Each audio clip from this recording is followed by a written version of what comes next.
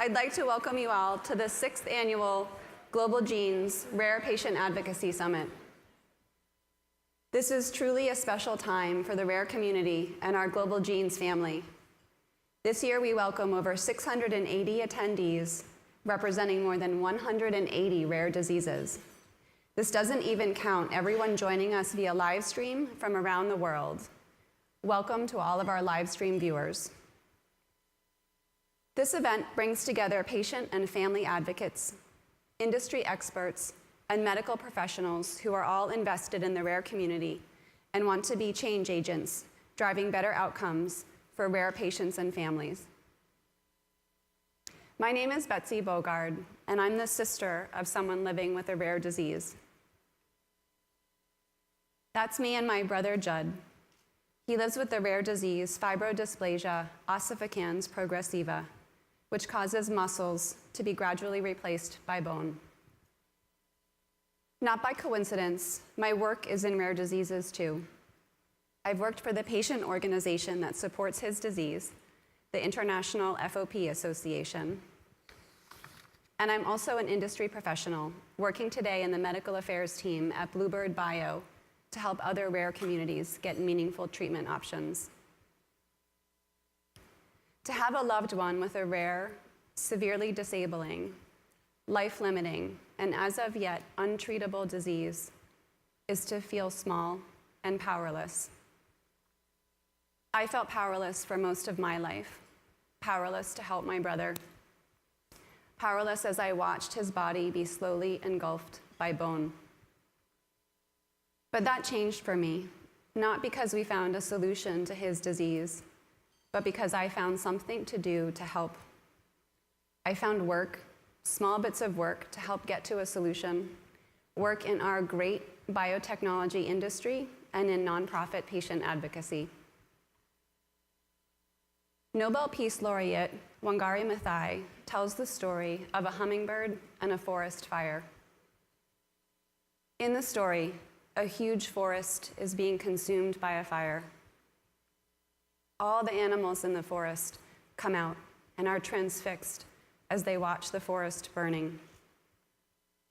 They feel overwhelmed and powerless, all except this little hummingbird. It says, "I'm going to do something about the fire." So it flies to the nearest stream and takes a drop of water.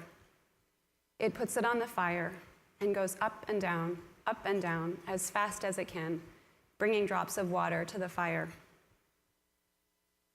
In the meantime, all the other animals, much bigger animals like the elephant with a big trunk that can bring much more water, they are standing there helpless. And they are saying to the hummingbird, "What do you think you can do? You are too little. This fire is too big. Your wings are too little, and your beak is so small that you can only bring a small drop of water at a time." But as they continue to discourage it, it turns to them without wasting any time, and it tells them, "I am doing the best I can." All of you here are carrying water. You have chosen not to sit by and watch the forest burn. Whether you are a small hummingbird carrying little drops, or an elephant, a lion, or a tiger, you are doing what you can to put out the fire. In the mysteries and complexities of rare diseases, we cannot know how much difference we will make or when we will succeed, but we know that we can keep carrying the water. We can keep doing the best we can. We turn our attention now to the 2 days ahead. The agenda for this year's summit is designed to equip you with the tools and connections you need to inspire change within your rare community, your support system, and the broader community. This year's summit theme is Connect, Collaborate, Activate. Global Genes has created an agenda and an experience that we hope will allow you to do just that. You are all becoming empowered advocates just by being in this room today, and we invite you to squeeze as much as you can out of these 2 days. Before we kick off with our opening plenary speaker, I'd like to invite Angie Rowe, Global Gene's CFO, to the stage to introduce Global Gene's new mobile app.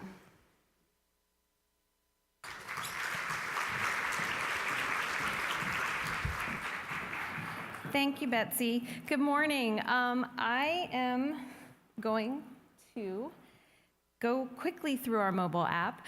Really quickly, how many of you have downloaded the mobile app? Yay! How many of you are using it and actively engaged in it? That's awesome. We're really excited to have the app this year, and we'll be using it a lot throughout the conference for both surveys and feedback and live polling. I want to just run through. Am I sharing yet? Okay, okay, there I am. Okay, so really quickly, the big things we want to point out to you, for those of you that are, for those of you that haven't downloaded it, there's a little card that has directions on how to download it. But the first thing I want to go through is the map. If you click on the map button, we have an interactive map that appears for you, and you can click on any of the red dots and it'll tell you what's in that area. Most importantly, the restrooms are it'll tell you right here behind us, so you know where to go. Lunch will be served out here in the backyard. So whatever activities are going on and things can be found in the map. You can also create a personal schedule. How many of you have created a personal schedule? Okay, it's awesome. So you just go to the agenda, you choose the things you want to attend. Right now we're at the opening keynote, the welcome and kickoff, and then once you check the boxes of the different tracks and things that you want to attend, you click on My Schedule and it'll pull up exactly what you've chosen to go to for the day. With regards to the live Q&A, within the agenda items, so we are at the opening keynote right now. Okay. You can submit a question if you are not comfortable coming to the mic, or you would prefer, or live stream viewers at home, you can go to submit a question now and you can type any question. That will populate into my moderator feature, and I will be able to ask that question on your behalf to the speakers. That'll be going on in all your different sessions, so please take a moment to learn about that feature. In addition, your notes, your handouts, those can all be found within the track numbers. So if you click on a track and go to the bottom, if there is a PowerPoint or other information available, it will be contained within the session. We are going to eventually, within a week, some of the speakers, we don't have all the PDFs available yet, but within a week or two after the event, all of the PDFs will be live and within each session where they are. You can also sit in the session, take notes, save it, and send it to yourself. The one last feature we want to show you really quickly is how to connect with attendees. There is an attendee button. You can do one of two things. There's an option within your settings on your profile where you can make yourself not private, and so any person can set up a meeting with you. If not, if you want to look for someone on my staff, so Alex and I are not connected, I would click on her name, add her to my contacts, and then I'll be able to go in and set up a meeting with Alex at a certain time. We have a attendee networking lounge where you can make those appointments and set up those appointments in the back. So we really encourage you to be engaged with the app. We're going to be sending polls to Foundation Alliance members, polls to Corporate Alliance members. So just please, if you haven't downloaded it, we're really excited about it and hope to gather as much information as we can. So I did talk about the attendee lounge, sponsored by Alexion, is available in the Shady Canyon room every day until 5. So you can use that room as attendees for your space to relax, connect, and meet with each other. Also, please remember to wear your badge at all times. We'll be scanning them at each session. A lot of the scanning that we're doing is for us to gauge numbers in different sessions and see which ones are highly attended, so for space planning purposes and for future information that we can track that. So just look for your people that are scanning outside the rooms and make sure you get checked in, so that'll help us a lot in planning for future events.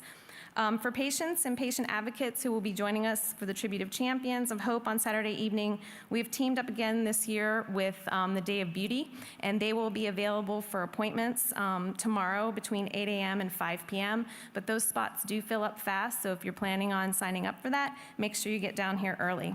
And last but not least, I wanted to extend a big thank you to all of our generous sponsors. Providing 2 days of educational sessions, special events, and delicious meals at low to no cost for patients and advocates would not be possible without each and every one of them. These sponsors provided over $100,000 to support patient travel scholarships requests, and we were able to give out over 140 scholarships.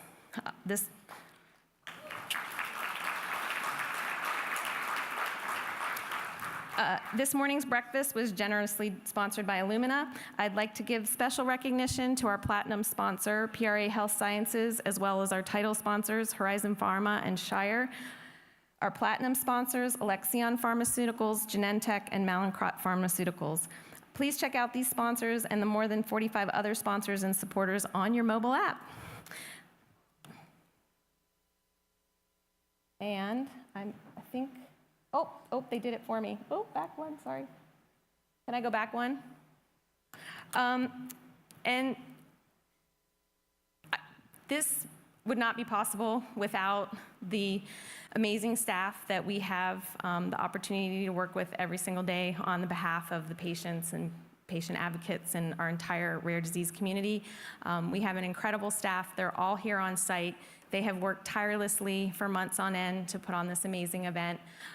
They're remarkable people, and I am blessed to work every single day with them. So if you guys need anything, we're here to host you and here to help you. We have so many things going on. Nicole and a lot of our team are over at Rare Partnering, and then there's another group of us over here today. So just reach out to us, connect with us. We'd love to talk to you, and thanks to all of our staff for everything they've done to make this a great couple days for you guys. And I think I'm done. I'm going to turn it back over to Betsy.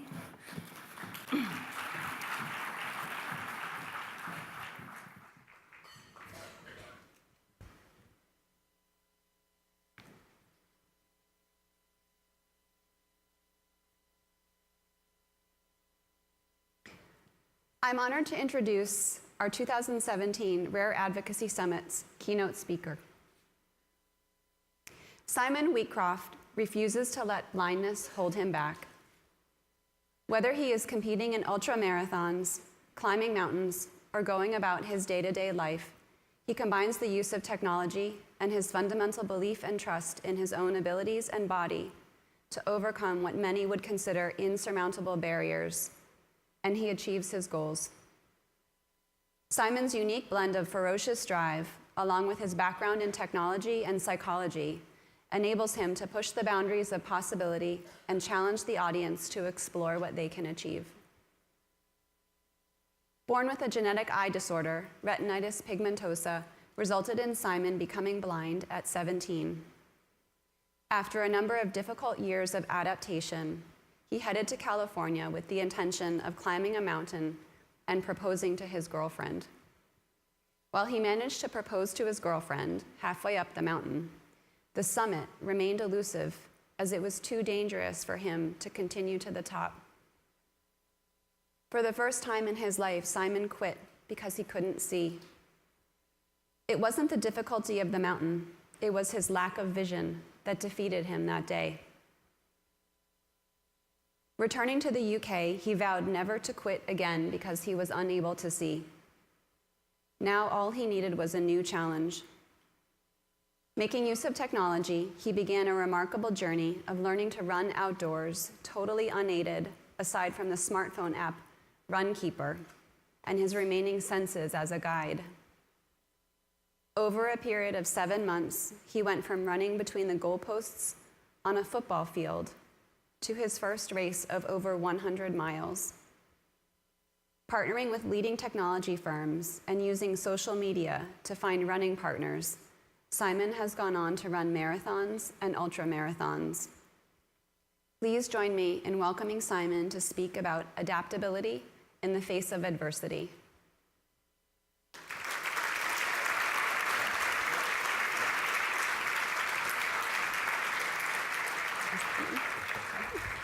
It's right here. You got the clicker? Oh, yes, is that what you wanted? I'm sorry, I thought you wanted my hand. Here you go. Is that that next slide? It's the, yeah, can you feel that big one is next slide? Okay, cool. Okay. Cheers.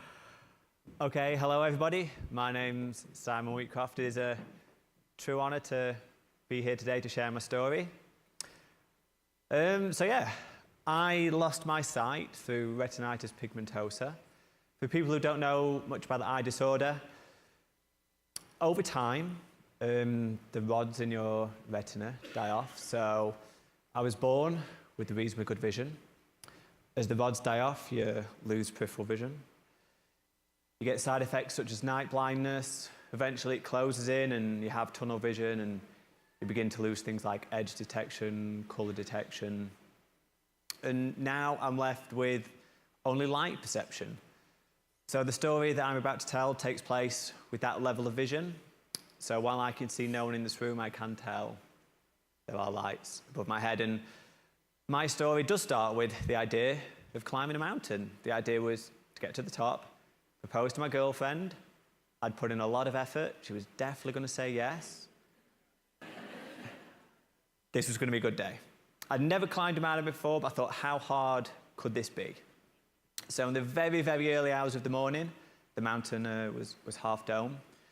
We headed out, and I always thought mountains were quite steep, but it turned out for 2 hours, it was really flat. And that was because for 2 hours we'd been walking away from the mountain, which I really struggled with because my girlfriend can see. I thought, how did he not notice that the mountain was getting smaller the further we got away? So after a very small argument, we turned around and headed towards the mountain. It turns out mountains are really steep. Having never climbed a mountain before or hiked a mountain before, it was quite difficult. I was beginning to slip and trip and stumble. And there's some quite sort of sheer cliff faces on the half dome, and if I fell off, it was really going to ruin the day, so it was quite difficult. But I wanted to keep on moving forward. But as we moved on, I began to trip even more, and the chance of dying did sort of start to become quite likely. So at the halfway point, we had a conversation, and that conversation was that I was quitting because I couldn't see. And that was something that was very difficult to live with and stayed with me for a long time. But not wanting to ruin the entire day, I did propose. She did say yes. We headed down to Vegas. We got married. We spent a couple more months in England, then we returned to the UK. So now, back home, I was in the midst of a career change, and I decided to go to university. So that meant I had a lot of spare time on my hands, and I was sat on the sofa a lot at home just thinking about quitting, and it became very difficult to live with. It plagued me that quitting because I couldn't see just didn't seem acceptable. Is this how I wanted to live my entire life? Quitting just because something was hard, and it was hard because I couldn't see. So I told myself that day that I was never going to quit again because I couldn't see, and I began to think, can I do something that's quite difficult for a blind person? At this point in time, again, being a student, I had no money, so I couldn't afford a treadmill or a gym membership, but I did own a pair of running shoes. So I thought, how hard could it be for me to go outside and learn to run alone? Very fortunate at this point in time, I lived near a soccer pitch. So I headed down to the soccer pitch, I positioned myself between the goalposts, and I just ran up and down the soccer pitch. Around the same time, I was using an app called Runkeeper. Now, Runkeeper was the first app on the iPhone that gave training information through audio. So now, rather than having to look at a screen, I got it all through audio, so I could find out exactly how far I'd run, exactly how fast I was running. So I got to find out that I can't run very far, and I run really slow. But at least I had this information, and this was the first time I had access to real-time training information. So I carried on training on that soccer pitch until it got a little too dangerous. And that was thanks to the dog walkers. They assumed I could see. I assumed they would move. It was time to find somewhere a little safer. Again, fortunately, I lived very close to an airport. I know that doesn't sound like a very fortunate thing to live near. But what was great about this airport is they finished the terminal, they finished the runway, they never quite finished the infrastructure. So that meant there were closed roads, so at both ends, blocked off, no cars could get down, no pedestrians, no dog walkers, just a perfect piece of road. So I persuaded my wife to drop me off on this closed piece of road, and I would begin to train. And the way it worked is there were double yellow lines at the side of the road, so I could feel those lines underfoot. So I positioned myself on the lines and just went up and down, up and down. So it was around that time, continuing to use Runkeeper, I began to hear this noise. Let's hope the slide works. It does not. So can someone advance that to the audio? Is the audio there? I'm taking that as a no. Okay, so that should have said 0.3 miles. So whenever I heard 0.3 miles, I also felt some grates underfoot. So I thought to myself, I wonder if it's possible to pair distance markers with the feeling underfoot and begin to train the open road. So one day, my wife dropped me off. I went up and down this closed piece of road until she left to gain some confidence. Once I knew she'd gone, I stepped out onto the dual carriageway at the top. I told myself that cars move, and I just ran down the road. Thankfully, there were double yellow lines along this road, so I just followed the double yellow lines all the way to the bottom, got to the bottom, and burst into tears. I couldn't believe that a few weeks ago, I was training on a soccer pitch. Now, got all the way to the open road. This was something that I didn't believe was possible a few weeks ago, and now I'd done it. But there was one thing I did know, and that's if I didn't get back to the closed road before my wife did, she was going to kill me. So now I could run fast, so I quickly ran back to the road. She picked me up, and I didn't tell her what I'd done. So for the next few weeks, I'd lie to my wife. I would not recommend that. But she would drop me off. I would wait until she'd gone, and I'd begin to learn to run the open road. Interestingly, there was always something underfoot. So if the double yellow lines weren't there, sometimes the pavement was arced. So that meant one foot ends up higher than the other, so you can tell if you're drifting on the pavement. Sometimes there was grass on one side, bushes on the other again. You could pick up on drift. There were a few challenging obstacles, things like traffic lights, road signs, lampposts and trees. The only way you find those things, unfortunately, is by running into them.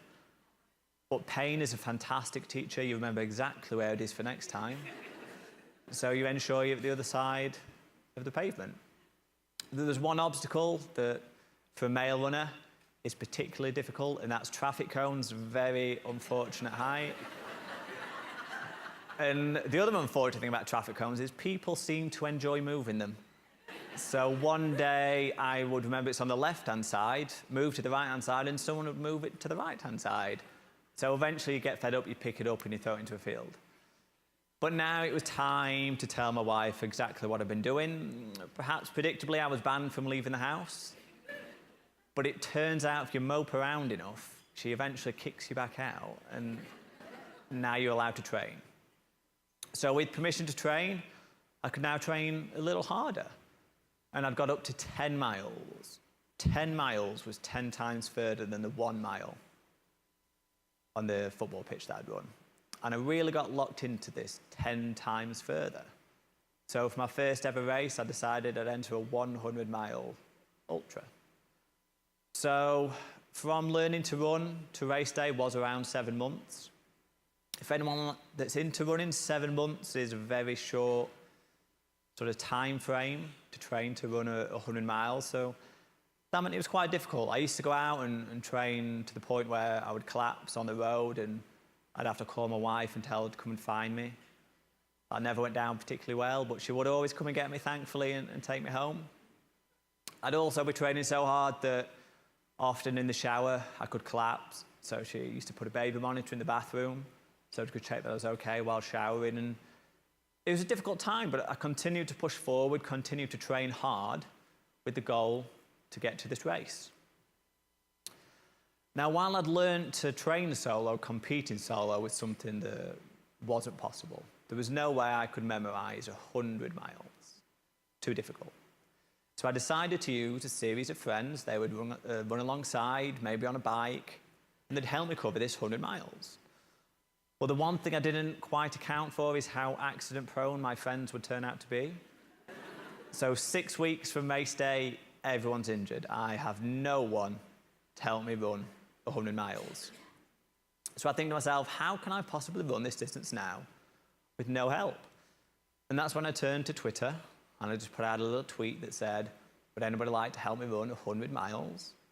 And 20 strangers came forward and said, yes, I'll help you. So we fast forward to race day.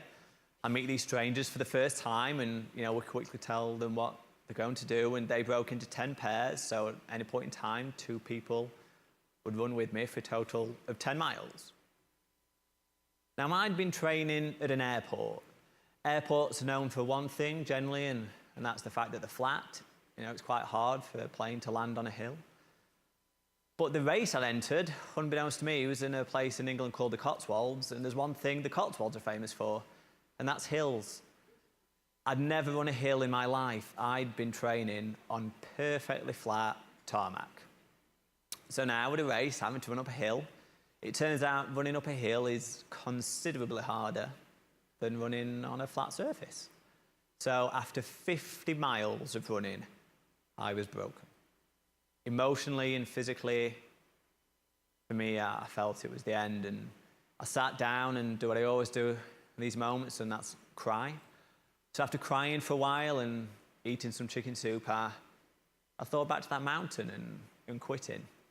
Could I really quit again, I didn't want to quit because I couldn't see, and quitting simply because something was hard didn't seem acceptable. But failure seemed acceptable. And I thought to myself, how could I possibly fail at this race? And the only way I saw that I could fail is if I could no longer stand. So I stood back up and I ran for 33 more miles until I could no longer stand. And then at mile 83, I was removed from the race.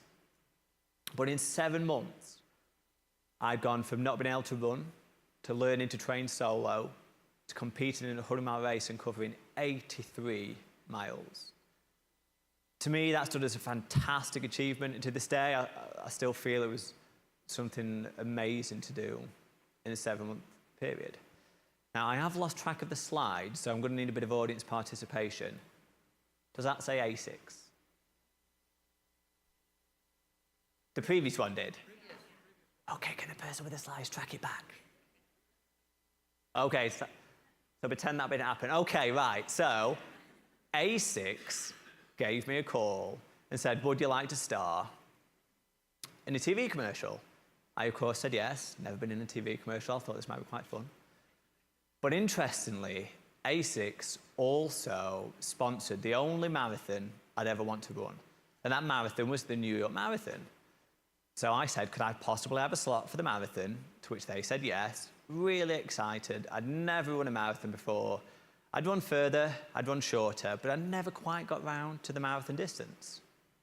So a friend and I jumped on a plane, headed over to New York, and that was the only year the New York Marathon has ever been cancelled. So not wanting to ruin the entire trip, we did still go out for a run that day. We ran down the Hudson, then cut into Central Park, and we perhaps had one of the most special running experiences of our entire life. Everyone who had entered the marathon had just decided to go down to Central Park and run together. Even when you enter a race, there's no way that you can run consistently with 10,000 people. And that's exactly what we got to do that day. And it was a fantastic run and a beautiful memory. But very kindly, well, maybe kindly, maybe not, they did make me pay again, but they allowed me to defer my slot. So I thought, okay, now I've got time to plan. I'm going to head to New York in 2 years' time and run this race. Now, New York is tantalizingly close to Boston. Boston is the headquarters of Runkeeper. So I thought, wouldn't it be nice to start at the headquarters of this company that made all my running possible and run to the start line of New York and then compete in my first ever marathon? So I thought, if I'm going to do this, we can use the sort of same methodology we did for my first ever ultra, and that's use social media and see if anyone wants to come out and run with me. So we teamed up with Twitter, Airbnb, and Runkeeper, and we built a social media campaign that asked people to come and run with me, anything from 1 mile to 2 miles to 5 miles to 10 miles, and help me cover this distance. So heading towards the race on day one, because we broke this up into 10 days, sat in an Airbnb very early in the morning.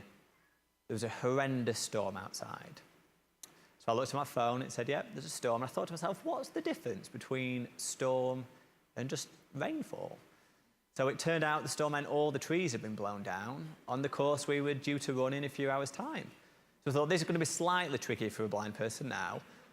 And what happens if nobody turns up? How am I even going to be able to run this course? And the idea in the first day was to run the Boston Marathon route in reverse. So we'd start at the headquarters of Runkeeper and then just run the marathon route. So in the torrential rain, thankfully, all these people turned up. I think it was around 30 people on the first day turned up to run.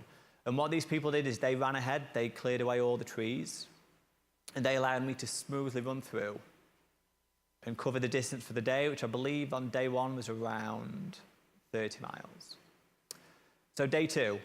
Day two, we're continuing to use a lot of social media, and it turned out the local high school wanted to come and get involved. Now, the local high school, they were sort of cross-country runners, so cross-country at high school is generally a 5K distance. So that basically meant they embarrassed me, made me look like I was really slow because they were all far quicker than I was. But we ran together for around 5K, and then said, Simon, would you like to come to our school? I'm like, well, I've got a long way to run. Where's your school? They said it's 1.5 miles in the other direction. I'm thinking, oh, I really don't want to be adding mileage at this point. But they persuaded me, so we're headed there. And it turned out the entire school had lined the streets. So as we ran around the corner, the entire high school was cheering our names, and we ran around. And it was a beautiful moment. Felt like something from a movie and something that just really wanted to be happening to us. And then later that day, that 1.5 miles was put into perspective when a sort of member of our team who was doing the navigation sent us down the wrong way for 6 miles. And unfortunately, no one to cheer at the end of that 6 miles, so we just traipsed back. That really made us smile for that day. So day three, we're really getting a sense of just the scale of this run. So in this photo is a friend of mine, Neil Bacon. Now, Neil Bacon was actually the runner who met me on my first ever ultra, who covered those 33 miles with me at the end of the race. And when I told him I was going to run from Boston to New York, he said, oh, I'd love to come out and run it. So Neil actually ran the entire thing side by side, and we ran it together along with everyone else that wanted to join in. So day four, again, day four is just really adding to just how unreal this adventure seemed to be, as the local church came out and sang to us as we ran down the street. And then just after this, we end up on a really quiet country lane. And a car drives by with its window down and says, it's a bit too dangerous to run on the road. You should run on the trail. And we're thinking, oh, okay. So then the car pulls up and thinking, oh, going to be a bit of an argument. So we walk up to them, and this lady sort of gets out the car, and she says, it's too dangerous to run on the road. You should really run on the trail. And we said, well, we're running from Boston to New York. She went, Boston? She went, I came second in the Boston Marathon. I'm like, of course you did. And then she said, I came second in New York, and I'm thinking, we've got a crazy lady. And then she carried on and listed a lot of sort of marathons that she'd won. I'm thinking, we really need to get out of here, Neil. We're probably going to get killed in the woods. But before we left, we wrote down a name and took a quick photo. When we found out later that day, it was one of America's most successful ever female marathon runners, who just so happened to be passing us by in the middle of nowhere. So day five was actually the first day we sort of stopped during the run on this bridge, and really looked at what we were achieving. Sometimes when you're in the middle of an adventure or a big project or doing something, it's hard to see the bigger picture. So we stood on this bridge and really thought about exactly what we were having the opportunity to do. How often do you get to run from Boston to New York and have, in the end, I think it was around 200 people that came out and run with me. This was something that was truly special, and we all sort of got wrapped up in the adventure. In this photo, again, is myself, Neil Bacon, and the lady is someone called Ali. And I believe the furthest Ali had ever run in her life was 20 miles. But she got wrapped up in this adventure and she ran 100 miles, which I think just shows how much belief can help. You know, she believed it was possible because she was seeing what we were doing, and 100 miles is a phenomenal distance to cover. So day six, you realize how much these things hurt. Unfortunately, on day one, perhaps all the tree branches weren't brushed away, and I did hurt my knee within 6 miles. So now it was a long way to go, hurt, and every 5 miles I was using a lot of ice to try and disguise the pain, use a lot of compression, and keep moving forward. So day 7, you know what better than some other high school kids to come out and embarrass you again to make you feel good about yourself. So they came out again, they ran sort of 5K with us, but what it made us realize more than anything is, as more people became involved in an adventure, it really lifts your energy, and we really felt vitalized, even though we were getting, you know, a fair distance in by now. So now we're on to day 8, and I'll just do a check. Does that say day 8? Yes. Oh, keeping count, okay. So day 8, Neil doesn't like this photo because at the moment it was really cold and I was jealous of Neil's coat. But now when I show this photo, I look tough. And Neil's wearing a coat. But in the moment, I was very jealous of that coat. But at the end of every day, with us running around a marathon a day, we'd have ice baths every day. And on this particular day, we were near the ocean. We thought, what better than to walk into the ocean and cool down? So now on to the next day. This, for me, was perhaps the most important day. When I began to train a few years previously, I'd actually started training in the weeks that my first son was born. And perhaps one of the main driving forces for me to go out and prove that all these things were possible was to show my son that you can dream, adapt, and do whatever you want to do. So I thought it'd be nice if he came out and ran with us. So around 2 miles away from the finish line, because rather kindly, the New York Marathon had given us the official finish line. So the actual finishing line with the big sort of timing gate above, and they'd even put the ticker tape across, so we were going to get to break the ticker tape. I was going to be the first person to cross the New York Marathon finish line. This was going to be incredible, very excited. So my son, 2 miles out, met up with us. We ran down to Columbus Circle, circled around, heading back up to the finish line. A short distance from the finish line, my son says, Daddy, Daddy, I'm tired. I'm thinking, I'm pretty tired. I'm about 234 miles in at this point, quite tired. But he persuaded us all to stop, so we stand around and chat. Meanwhile, my son runs off, crosses the finish line first, breaks the ticker tape, gets the only medal. So...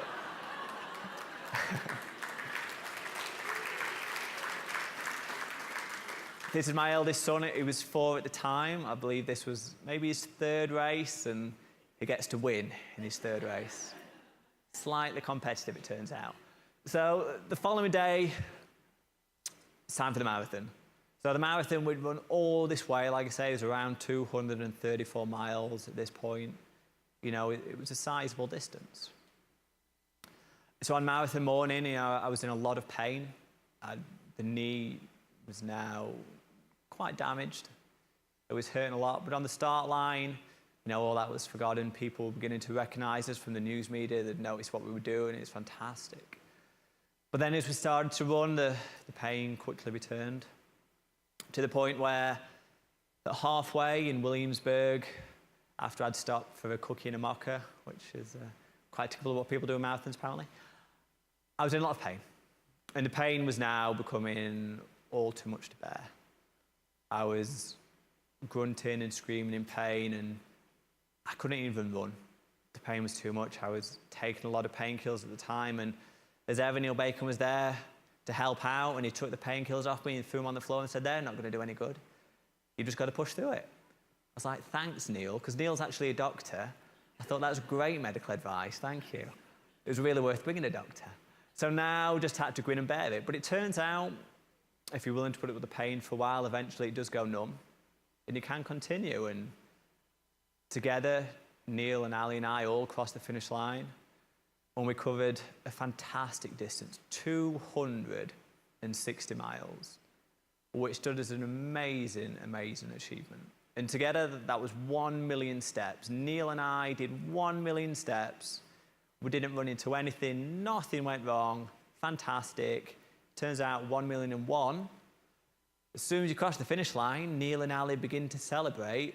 Forget to mention to me that they're celebrating. I carry on running, and I plow into the person in front. But we did do 1 million steps in relative safety.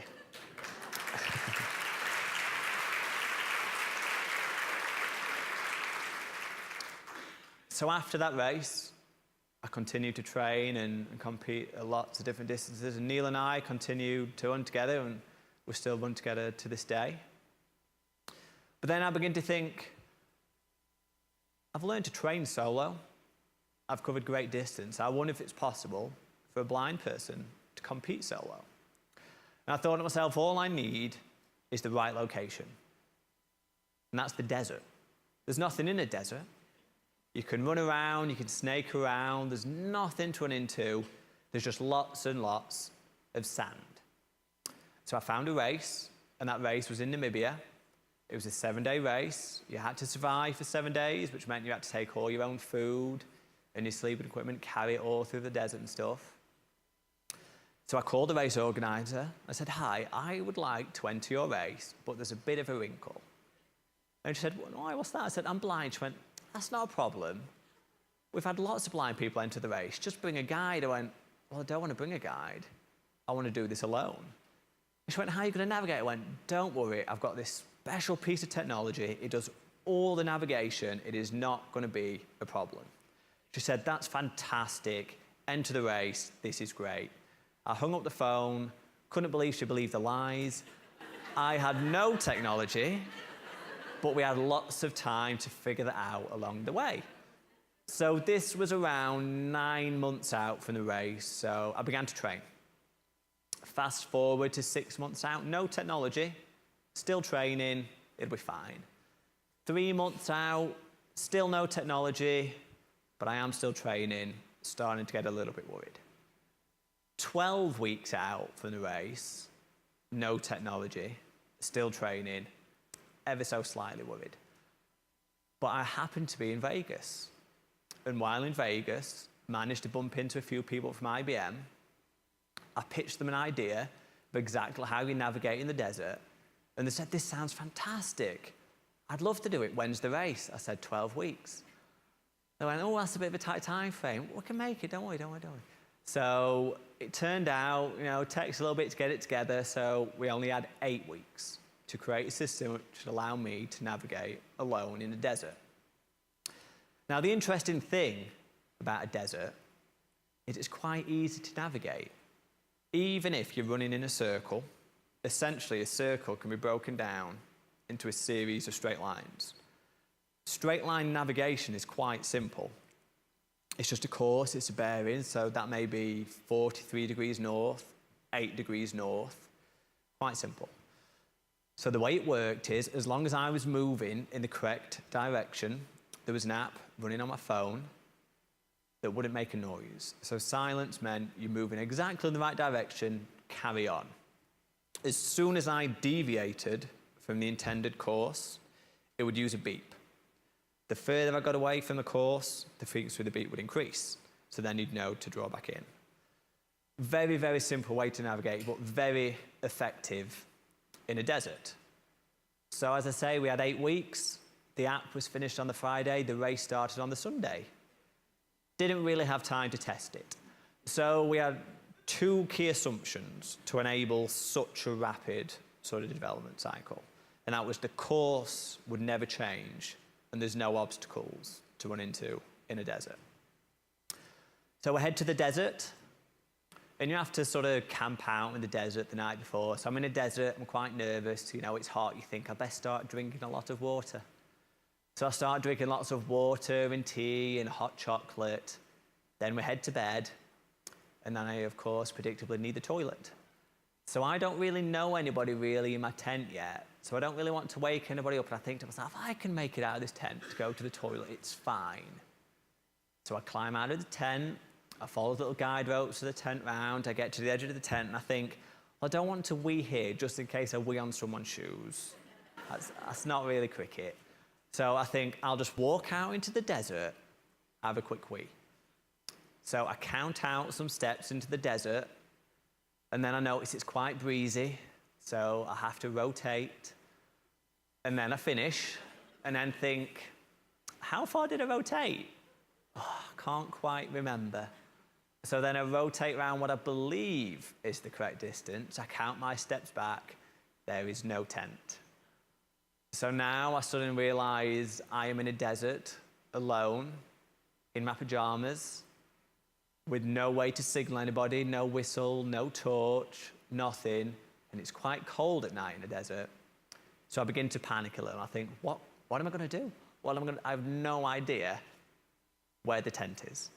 So then I just think, okay, if I get down on my hands and knees and crawl around for a little bit, maybe I can find my way back to the tent. So after crawling around for a short period of time, I find a rope. I think, yes, this is the guide rope to the tent. So I follow the guide rope, get to the tent, open the little flap, reach over to my little sleeping area, and someone's on my sleeping mat. Thinking, oh, gosh. No, actually, they're not on my sleeping mat, it's the wrong tent. So then I have to wake up this small Japanese gentleman, try and describe that I'm blind, lost in a desert, and could you help me get back to where I need to be? Rather kindly, he just says, okay, and then escorts me back to the tent. Arrive back in the tent, and then just think, I can't even go to the toilet alone in the desert. How am I going to navigate the desert in the morning? But the following morning, I wake up, and new day, new start. Head down to the race briefing, and at the race briefing, generally, the race organizer just goes through safety tips, you know, what's going to happen on the race, and so on and so on and so on. And just at the end, I noticed that she says, and we've changed the course. I'm like, what do you mean you've changed the course? No one told me, what? So it turns out what they'd done, they'd actually moved the course 100 meters to the right for the first 6 miles. So I thought, not that much of a problem, we can just navigate on beeps rather than silence. So that's exactly what we do for the first 6 miles. And I wish there was something interesting to say about a desert, but when you're blind and in a desert, there's not really much going on. You certainly can't see anything. There's no real sound. There's no real smell. It's basically sensory deprivation. But it turns out this way to navigate does actually work, and I can navigate through the desert. So on day one, we cover around a marathon distance, and every day when we finish the distance, the app would say, congratulations, you know, you've covered your distance. So that little alert went off, and to enable me to enter the race, everyone started to get a bit panicky that you're going to die. So the insurance said, you've got to take what we call the ghost runner. So the ghost runner would follow me, front, behind, run alongside, and just ensure nothing's going to go wrong. So of course, I took Neil Bacon. And at the end of this day, I said, Neil, it says we've finished. He went, I don't see a finish line. I'm like, what do you mean you don't see a finish line? I went, there's not a finish line. It turned out they'd moved the finish line. So now Neil and I had to traipse around for a little bit, found the finish line, finished, fantastic. Day one done. We'd proven that it is possible to navigate a desert solo. So day two, we head back out now, and again, it's a desert, it's quite boring. But I'm heading down on this particular piece of the desert, then all of a sudden I take a massive blow to the face, hit the deck. So I'm laid on the floor, and Neil comes around and says, you okay, you okay? I'm like, what happened, what happened? He said, you ran into a flagpole. I'm like, a flagpole? Is there a lot of flags? He went, no, there's just one. It turned out in a desert, I'd managed to find the only flagpole. So I cried a little bit from embarrassment, stood up, and quickly ran on. So we finished day 2, and then we're on to day 3. So day 3, again, it's a desert, you know, not much going on. And we sat in an aid station. So in this aid station, we sat down. I'm eating some peanut M&Ms, because it turns out M&Ms don't melt in the desert. Perfect food to take to the desert. And then someone mentions that there's a rock field ahead. I'm like, there's a rock field? I thought we said there was no obstacles. They went, oh, there's a rock field. So not wanting to quit, Neil and I head out, and we get to this rock field, and Neil says it looks bad, Si. I'm like, how bad's bad? And he says, well, the rocks from the size of your fist up to the loaf of a bread's like density of sprinkles on a donut. So this basically meant I was certainly not going to get one clean foot. Every step through this rock field was going to be incredibly difficult. But I told myself I wasn't going to quit, because I couldn't see, and this seemed like one of those moments where I thought, no, let's see if we can do it. So we head into the rock field, and predictably, it turns out when you're blind, navigating a rock field is quite hard. So every step, I was just slipping off rocks. I was beginning to really twist up my knees, and it was getting very painful, and I was beginning to panic quite a lot, and that panic meant I was beginning to lose feeling in my sort of extremities, so my hands and feet, and it was getting very difficult. But the issue is, once you're in a rock field, no one's going to come and get you. So the only way out is to keep moving forward. So Neil helped to calm me down. We got to that rock field, and we finished the day. And I told myself, as long as I can stand tomorrow, I'll head back out. So unfortunately, the next day I could stand, so I had to go back out. So now we head back out, and the temperature is probably getting into around 45 degrees Celsius. So the temperature is definitely getting up there. And we're just running through the desert, and then there's a very small rock field. Certainly not as bad as the day previous, but then when I sort of start to trip on these rocks, then it comes too much. You know, I'd gone out to that desert to prove that it was possible for a blind person to navigate solo, which, you know, we had. I was able to navigate solo. All I was doing now was continuing to damage my body, and realistically, sort of how much damage could I take? So at that point in time, I made a very, very difficult decision to quit. And to this day, probably stands as only the second time in my life I consider the fact that I quit something. But the issue is, when you stop deciding to run in a 7-day desert race, you don't leave the desert. You still got to survive in the desert. But it turns out you were so upset that you quit, you eat all your food, and then you've got no food left to survive in the desert for 2 days. So then you have to try and beg people for food. So it certainly wasn't the most fun 2 days in the desert, but we eventually get out of the desert. I return home. I think that's the last photo of the desert. So I return home, and it takes 3 months to heal. It turned out what actually happened is where the IT band sort of connects at the sort of lower part of the leg, all that had started to sort of deteriorate and come away, and I'd lost lateral movement in my left leg. And it was 3 months until I could laterally move again, free of pain. So now, I think, you know, it's time to start training again. It's great. Let's go back to the old route that I know so well, build up my confidence again. This will be great. So my wife drops me off like she always used to. And then 10 minutes later, she gets a phone call from me, and all I say is, I'm hurt, it's bad, you've got to find me. So my wife gets in the car to come and find me, and she follows a trail of blood to me. And it turned out what had happened is someone had left a burnt-out car in the middle of the pavement. I didn't see it, so I ran into it. It went into my shin. Another part of the front bumper of the car went into my knee and sliced around my knee. And then you instinctively put your arms out, so I put my arms out, so then it went straight into my arm and sliced all the way down my arm. So I was bleeding quite a little bit. But then you have to go to the hospital and try and explain to the lady on reception exactly what happened. So when you say, I'm blind, I was out running, I ran into a car, you think she's not going to believe this story. She just said, okay, and then sent me through. So I got stitched up. But now I'm thinking, realistically, how much damage can I continue to take? The desert was tough. The car was a very unfortunate accident. Well, perhaps we can tidy this up with technology. Thankfully, when I ran the desert, the way I chose to navigate and that idea, a few other companies began to become interested in that type of navigation. So a startup had formed out of Brooklyn, and they were looking at doing corrective navigation. So I got in touch with them and said, why don't we work together, make this a reality, and do something cool? So I'm such a big fan of New York that the idea was, let's test this technology in New York, see if I can compete solo in the New York Marathon and avoid 50,000 moving objects, being the other runners, and become the first ever blind person to compete solo in a city marathon.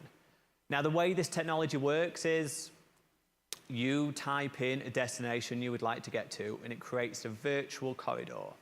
So the virtual corridor is about a little bit wider than a human body, and as soon as you deviate from that virtual corridor, it corrects you with haptic feedback to drop you back into the virtual corridor and continue to navigate. And the way we decided to tackle the object avoidance was to use a really simple series of ultrasonic sensors which sit on your chest. They detect the obstacle of the person in front. It vibrates under your chest. If it vibrates on the right, you know to move slightly to the left. It stops vibrating. The vice versa on the left. So that's the technology that we've created now, and on November the 5th this year, we put that to the test and see if it's truly possible to compete solo in a city marathon. And that's my story to date. For me, I believe my story is more about adaptability. When I lost my sight, I perhaps believed none of these things were possible. But then I set myself a goal to learn to run. And then once I had that goal, I was like, how can I adapt to make that possible? And then every time I achieved one goal, I set the next goal and continued to adapt and achieve things that today, for me, I still question whether it was possible. So that's my story. Thank you for listening. If anybody has any questions, feel free to ask.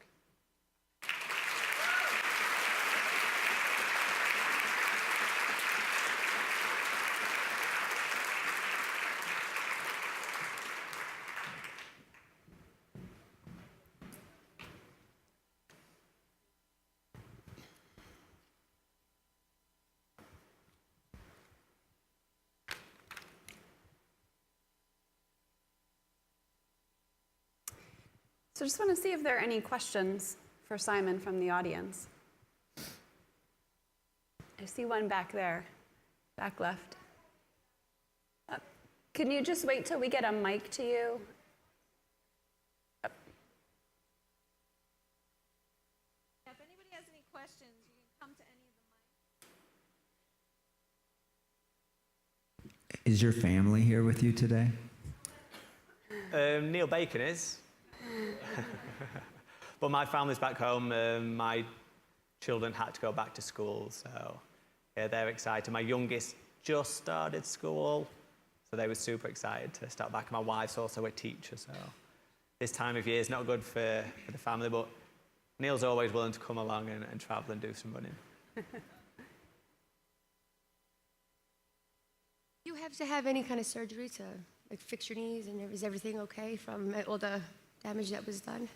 But was that question, did I need any surgeries to fix Yeah, my any knees? surgeries? Is there any permanent damage, or is... No, I've never done anything too permanent. Running into the car and things like that, we're quite superficial. I am scarred, but, a scar's a scar. That's not too bad. No, the knees always seem to heal back quite quickly, and interestingly, because I can't see, I've had to adopt a very unique running gait. So perhaps if people were to watch a professional athlete on TV who's doing marathon distance, they have quite a long stride. So that elongated stride means you're going to statistically strike more on the heel, and that's what causes the damage. But because I always need to have my feet on the floor to understand what I'm feeling, I have a really small little gait, which is more like a little child's legs going like this really quickly. So that sort of protects my knees quite a lot from actual stress of running. I have a question. Super inspiring story, thank you. Just wondering, the navigation technology you speak of, how far is that away from being of use to blind people just walking in the streets in a city? November the 6th. Wow. We prove it to be possible on the 5th. What is the name of the technology? It's called WearWorks, and the technology is called Wayband. The idea is that hopefully after the marathon, we can get the first sort of prototype production run out there, and that's sort of going to be over a 12-month period. So hopefully people will be able to pre-order it November the 6th, get their hands on it in the next 12 months, and then iterate to improve. So, you know, late 2018, hopefully have it at a very affordable price point. I have a question. What is it that allows you to choose courage instead of self-pity or bitterness? That's a great question, and it's not like I flicked a switch. You know, if everyone could flick a switch, that'd be so easy. And it certainly wasn't an easy journey. You know, as the bio before I started speaking mentioned, I lost my sight at 17. That was a difficult time to lose my sight, and for 4 or 5 years, there probably was a bit too much drinking, a bit too much partying, and I didn't want to accept the fact that I was going to have a future that I had no vision. But that mountain for me was something that, you know, looking back, I was thankful that moment happened, because could I really live the rest of my life limiting what I did just because I couldn't see? It didn't seem like an acceptable thing to stop doing things, to put my life on pause just because I couldn't see. But that took a long time. It was years in the making. I wish there was a far quicker solution. I could give you a simple answer, but it was just years of difficulty, unfortunately.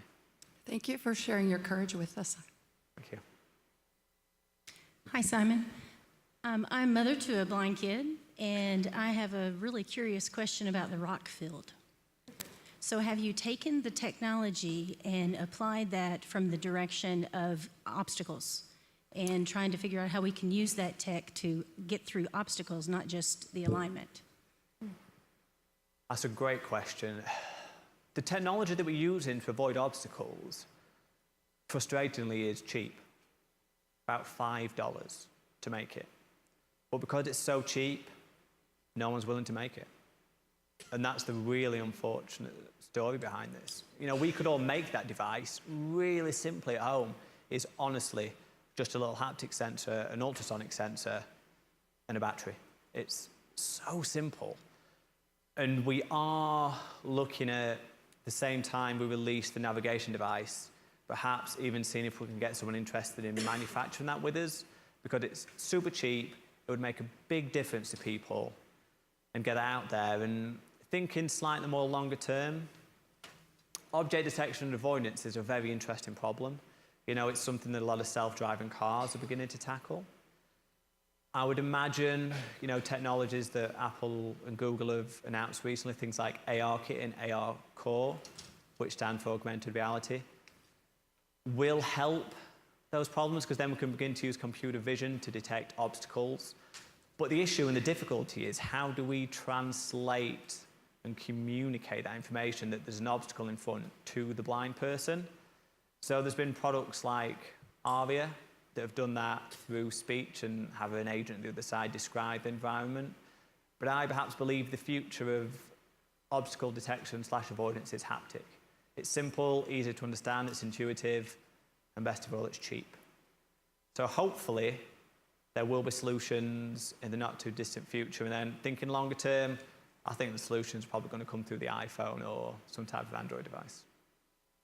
Fantastic, thank you. Well, Simon, I would like to thank you for reminding us all that we are always in a place of choice. The choice to keep moving forward or to quit, and the choice to do it with humor. And on behalf of Global Genes, I'd like to present you with a small gift It's a bottle of champagne that I will hand to you now, I'll trade you. and suggest you drink it after you run. Thank you. Yes, thank you very much. Cheers, thank you.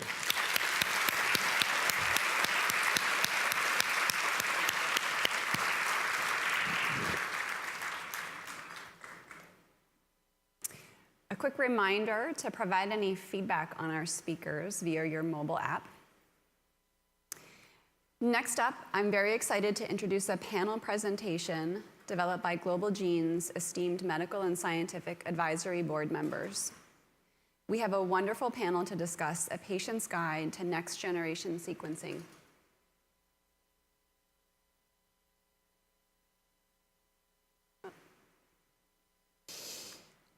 Please join me in welcoming Dr. Daniel MacArthur, group leader within the Analytic and Translational Genetics Unit at Massachusetts General Hospital, assistant professor at Harvard Medical School, and co-director of Medical and Population Genetics at the Broad Institute of Harvard and MIT. Dr. Howard Jacob, executive vice president for genomic medicine, Hudson Alpha Institute for Biotechnology, and Dr. Ryan Taft, the director of scientific research at Illumina and co-chair of the Global Gene's Medical and Scientific Advisory Board. They will be joined by Dr. Tim Miller, CEO of Abeona Therapeutics and member of the Global Gene's Medical and Scientific Advisory Board, who will serve as the session host and moderator.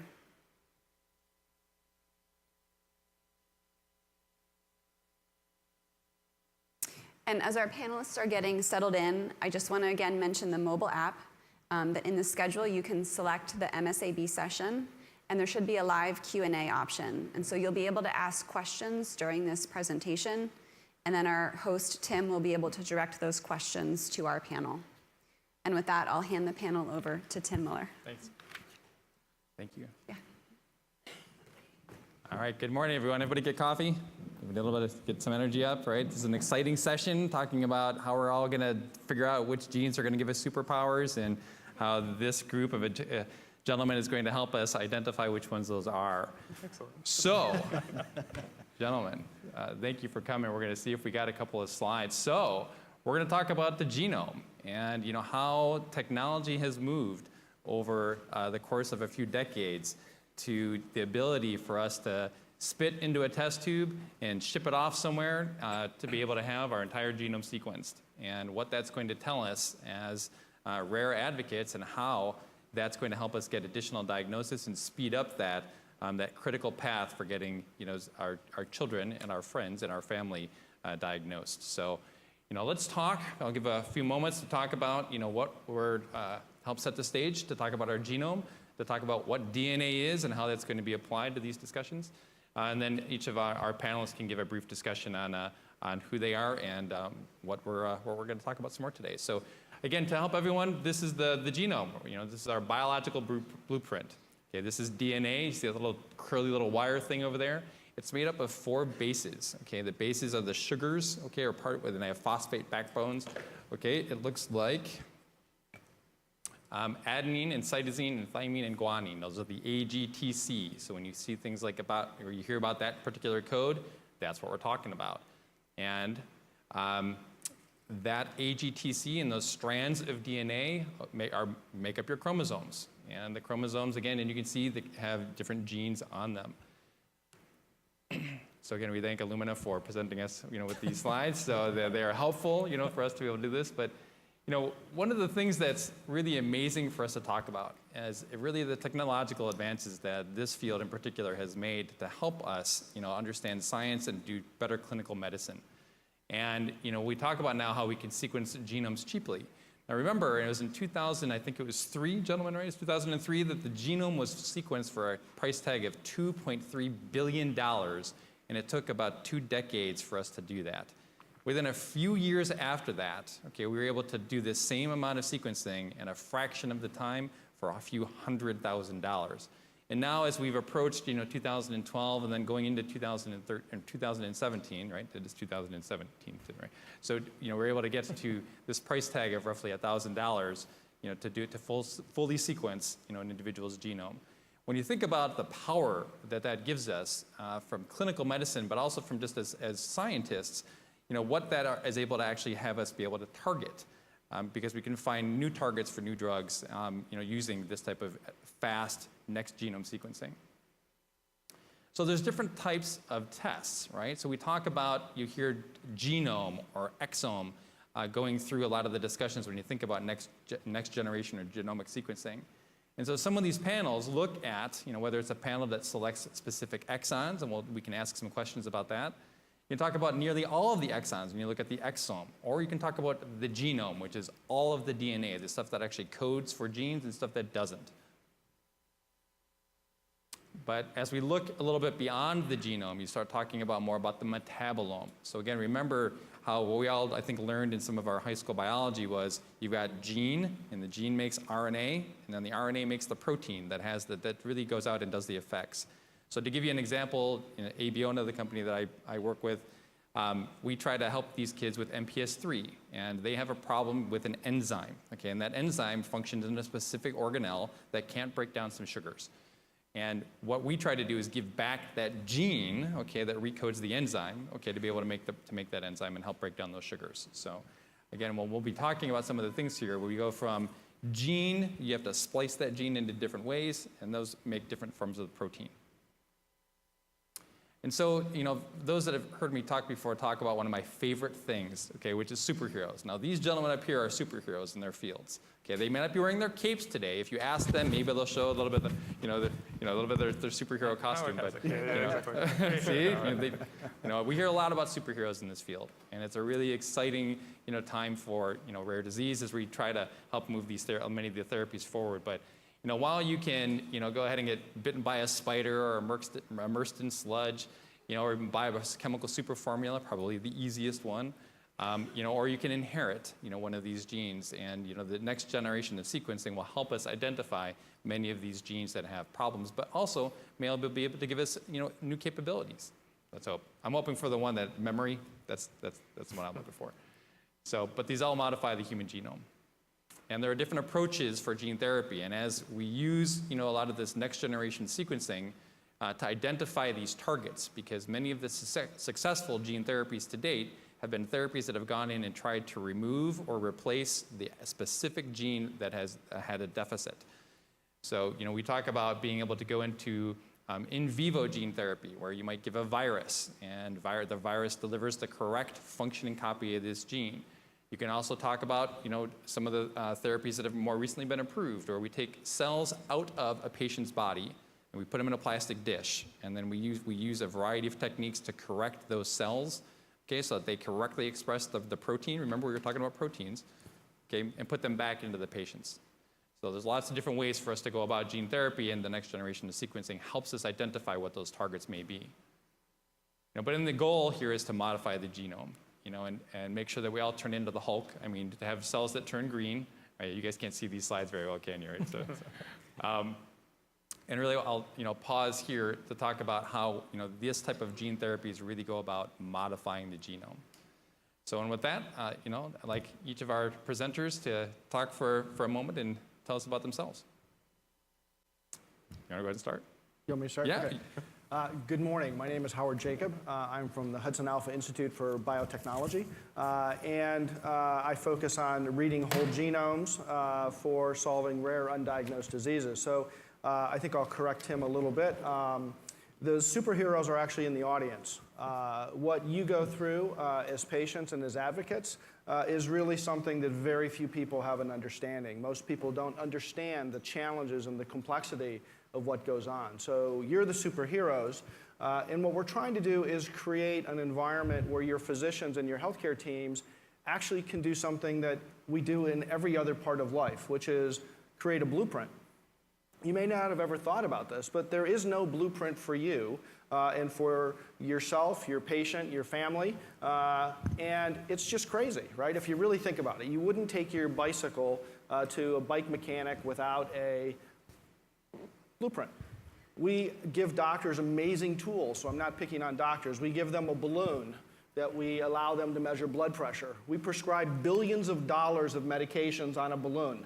I just simply think that we can do this a little bit better. And so by reading people's genomes and creating a blueprint, there's a huge opportunity. So I got involved in the rare business back in 2009 with a little boy by the name of Nick Volker, who was dying of a gut disease. No one knew what was wrong with him.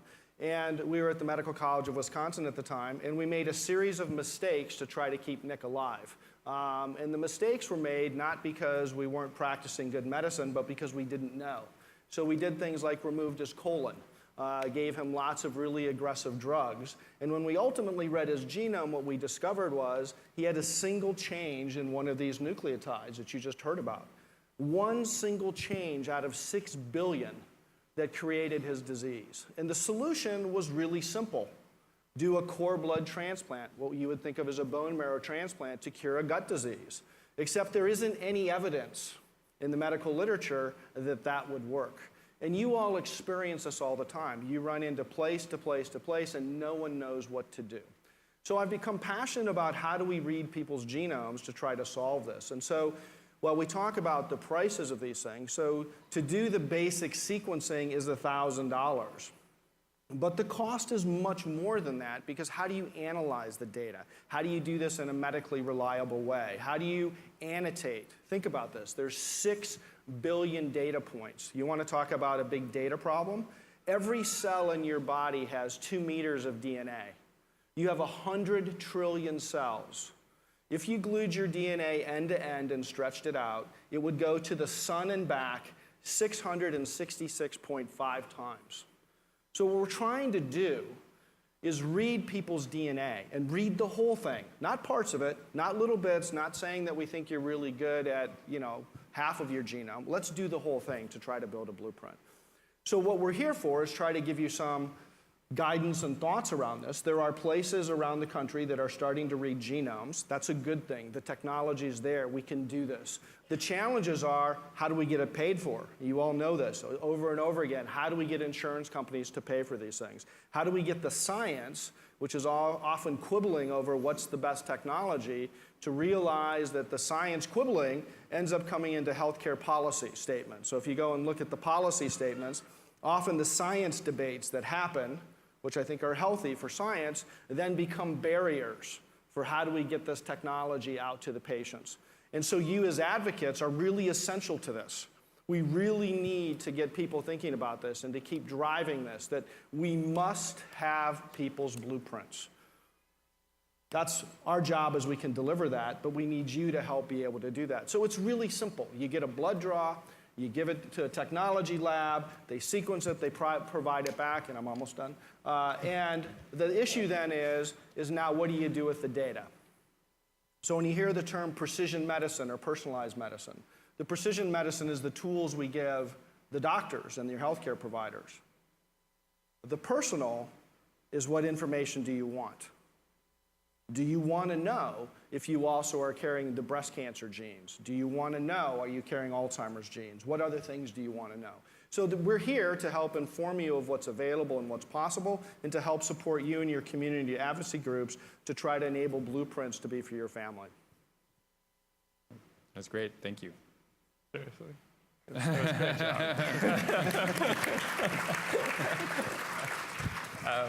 job. I'm Senior Director of Scientific Research at Illumina. I have a kind of parallel story to Howard's. I was doing very basic science, kind of gene evolution and how genes got to be where they are in humans. And a little boy came into my life.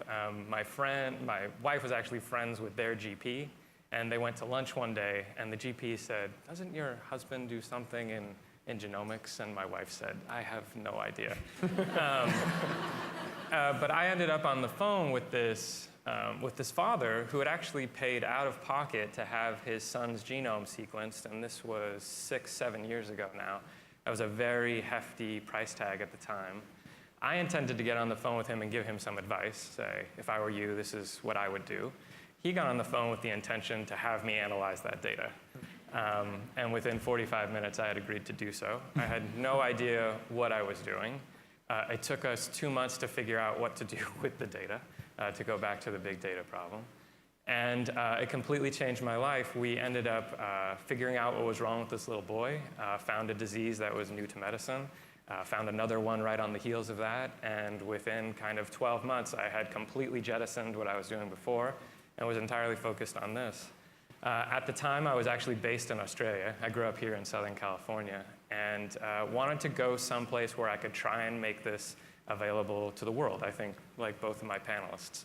And so the place for me was Illumina, the technology company that's made a lot of this possible. What you sometimes hear is that about 90% of the sequencing that's done right now is done on Illumina technology. So I thought, that's the place I want to go. So I now have a team that includes a group that does clinical trials. So we're really trying to build the evidence base, to Howard's point, to go to insurers, to go to guidelines committees and say, look, we have the evidence that this needs to be standard of care. We're doing some software and bioinformatics and just trying to push the whole field forward. One thing I wanted to comment on is for the past 3 years, I've been on a panel or given a talk here. And I always get the question like, how do we get this paid for? How do we get it reimbursed? What insurance companies can I go to? And for the past 2 years, 3 years, it's been like, well, there's one insurance company covering this. It's been a very small number. And over the last 12 months, there's been a phase change. Now, it's not exactly where we want to go. We want everybody to be covering whole genome sequencing. But we talked about exome, which can be a path towards getting to genome. And as of November, 1/3 of the US population will be covered for whole exome sequencing. Now, this is, it's amazing. I have a cheat sheet in my pocket because I couldn't remember. So if anybody wants to talk to me afterwards and say, does my insurance company cover this yet? Happy to talk about that. Almost as importantly to me is there's now 6 US health insurers covering whole genome sequencing. And this has happened kind of very quietly. No one's paying much attention. But to me, these are the little barometers, the little signs that this is going the way we all hope it will. I think we have a lot of work to do, and maybe that can be part of what we can discuss here today, to get it all the way over the line. But I am incredibly optimistic, perhaps more optimistic than I've ever been, about how quickly we can get this to be standard of care. Great, thanks, Ryan. Great, thanks. Hey everyone, I'm Daniel. Thanks very much to the organizers for the chance to come here today, and of course to Tim for framing the session as well. So I share with Ryan a background in Australia. I grew up in Australia, did my PhD there, then spent some time in the UK doing a postdoc before moving to Boston to start my own lab. We have focused for the last 5.5 years in Boston at the Broad Institute of MIT and Harvard on basically building up the resources and tools that help our group and many other groups around the world to improve the diagnosis rate for rare diseases. And we have done that primarily in a research setting. So unlike, I think, Howard and Ryan, most of our sequencing work is really done in a research versus a clinical domain. And that means, to some extent, we focus in that research setting on, there's this tension between research and clinical work in the sense that in the research domain, we can innovate a little bit faster, but we don't have the same level of standardization. And of course, there's all sorts of components that I think we'll discuss later that are benefits of clinical sequencing as well. So there's lots that I think we can discuss in the session today. I think it's worth spending a bit of time talking about different technologies. We've been very excited recently about the power of RNA sequencing, which is a technology that allows us to look at the molecules that are actually made from your DNA and form genes. And that provides you with a functional readout that allows us to say for a particular genetic change that occurs in your DNA, how that actually affects your genes. It would also be great, I think, to touch on the importance of putting patients and families back at the center of the research sequencing exercise. And I think that's already been touched on to some extent. Certainly a theme that will come up in the rest of this meeting, of course, as well. But I think we are, particularly in the research domain, we're still in a place where where patients and their families are still often kept very much at arm's length from the research process. I think it's outrageous at the moment, for instance, that when I sequence a family in a research setting, we're not allowed under CMS rules to return that raw data back to participants. I think it's outrageous often that the data is shared and published on a timeline that fits the career goals of researchers rather than the urgency that's felt by the rare disease community to get that information out there. And of course, it's also outrageous that the results that are generated by science on rare disease gets published in journals and that patients and their families then have to pay to get access to that data. So we're working in various ways to improve the diagnosis rate. I co-direct with Heidi Ream at the Broad a Center for Mendelian Genomics. It's an NIH-funded effort. Through that and other efforts, we've now been able to sequence about 3,500 rare disease families and return diagnoses back to about 1,000. And we're also just starting actually a very patient and participant-focused effort for rare disease research. It's called the Rare Genomes Project. If anyone is interested, particularly families who are undiagnosed who are interested in participating in the research process, Dooney and Haley from my team are at booth presenting the Rare Genomes Project. That's booth number 20. And I'm delighted to be here and looking forward to the discussion. Thank you, Daniel and Howard and Ryan.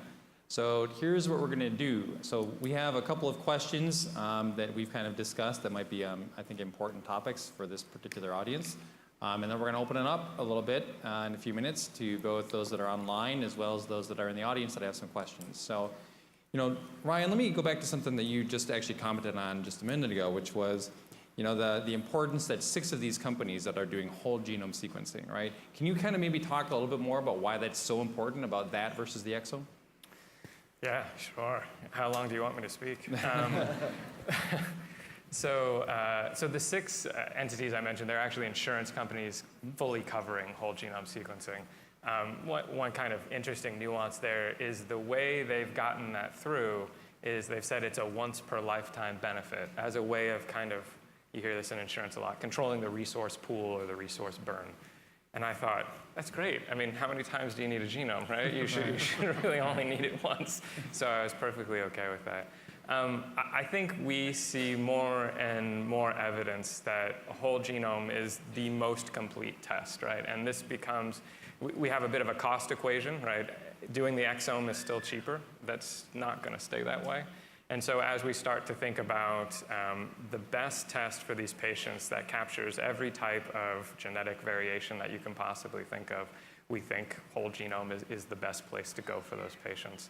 I recently started working with a clinician who was pretty skeptical of what a genome could do and what it could bring to the table. And within 6 months, she had come back to us and said, I now believe genomes are what I have to offer the best care to my patients. And so now she's made it just part of her practice. So I think that's where the field's going, and I hope we get there as quick as possible. So I agree with Ryan, and we are actually funded by the National Institutes of Health as well for the Undiagnosed Disease Network. So we do the whole genome sequencing for the Undiagnosed Disease Network. And in that, there's exome sequencing and whole genome sequencing that's being done. So Baylor's doing the whole exome sequencing, and we are taking exome failed cases where they weren't solved and doing whole genome and solving those cases. So the percent of yield is actually much higher on the whole genome side. And it's not just higher on the first initial pass, but it's also higher with reanalysis. So today we don't know as much about the genome as we will tomorrow. So having the whole genome then increases the reanalysis. So we're about 15% higher than exome sequencing for the initial diagnosis. And then reanalysis is between 5 and 6% for an exome, and we're between 11 and 16% for the whole genome. So it's just about having the whole thing in place. And there's more and more evidence that's showing this. Ryan and Daniel and other groups are starting to show this. And we're in this unfortunate place of, well, is that value great enough against the cost differential? But for sure, the science says that it's there, which is why I think Ryan, we all find it a little bit frustrating, is they say that, well, they'll support exomes, but they won't support whole genome. Just so you know, it's the same technology, okay? It's the same technology, it's just how much do we measure. So when they say it's not, whole exome is validated and whole genome isn't, it's a little bit silly. So I put up on the slide deck just again a little bit more of the difference about when we're talking about exome or a panel versus a genome for genomic sequencing. Daniel, do you have something you want to comment on that as well? So just comment briefly. Firstly, I completely agree with Ryan and Howard that the direction that the field is going in is whole genome sequencing becoming the standard universal test. There is clearly no other technology at the moment that actually gives you access to all the information. It's also a technology that future-proofs you in the sense that once you've sequenced that genome, you don't need to then go back and revisit it later. I think we are in a weird period in time, though, at the moment where, because the exome at the moment is still a lot cheaper, in the research setting right now, for instance, there's about a 3-fold cost differential. So we can sequence the exome, which again is all the protein coding bits of the genome, for about a third of the price of a whole genome. And because the yield is definitely better for whole genome sequencing, but maybe only 10 to 15% better. So we're at this weird point where I think in a lot of research settings, we're still focusing on the exome sequencing, but then as we start moving into the clinical domain, and as we start thinking about situations where diagnosing every single family makes a difference, and I think that is how we should be thinking in general, that's when we start thinking about moving to genome. Can I just add to that? Sure. Yeah. I think a perfect exemplar of this tension and kind of where it starts to pivot is actually if you look at single payer systems. Because in a single payer system, you are thinking about the entire trajectory of that individual. And in many single payer systems, you're actually thinking about that not only in the medical system, but outside the medical system. So supplementary services those children will take up. And so I think that's one of the reasons we've seen England move to doing whole genomes very quickly. So in the UK right now, there's a project called the 100,000 Genomes Project run by Genomics England. And there's really good signs that that will grow and expand and hopefully eventually become adopted by the National Health Service in England. And so there, you get that pivot real hard, right? Because they had a big exome program in the UK, but when it came time to push it into the clinical space, they came to the same conclusion that we're coming to on this panel, which is the genome is the right place to go. The one thing I guess I will raise is that the challenge we find in analyzing whole genome sequence data is that we get information about almost 50 times more of the DNA that's present in the genome, but that remaining chunk, the bits that are outside the protein coding sequence or the exome, is much, much harder to make sense of. And so we're still really in our infancy when it comes to developing the tools to actually really interrogate those regions. And that's where some of these other technologies like RNA sequencing can be powerful for helping to make sense of changes outside the protein coding genome that affect the way that genes are expressed or the way that they're put together. That can be very helpful with that sort of functional readout can be very useful. So to help put that somewhat in context, when Craig Ventnor, one of the pioneers in a lot of this space and the company that he'd formed, they go and they do whole genomic sequencing, and they'll take an individual and sequence that genome 10,000 times. Certainly that's a lot more expensive.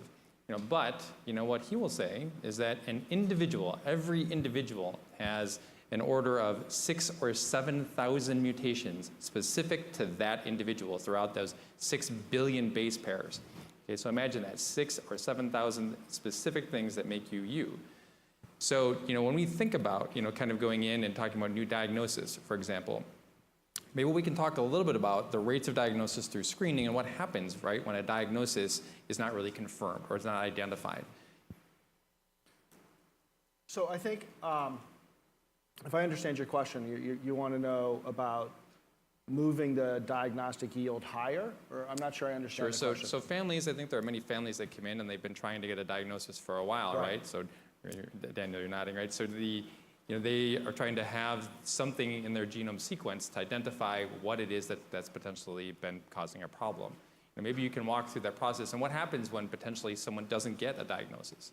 Right. So we actually have a clinic at Hudson Alpha called the Smith Family Clinic, and we actually also have a booth here as well. And so we put this clinic in place specifically to address those questions. So taking the DNA, reading the DNA, and giving back a report is only one small part of it, right? It's the whole dynamic of how do you practice medicine around this that's really critical.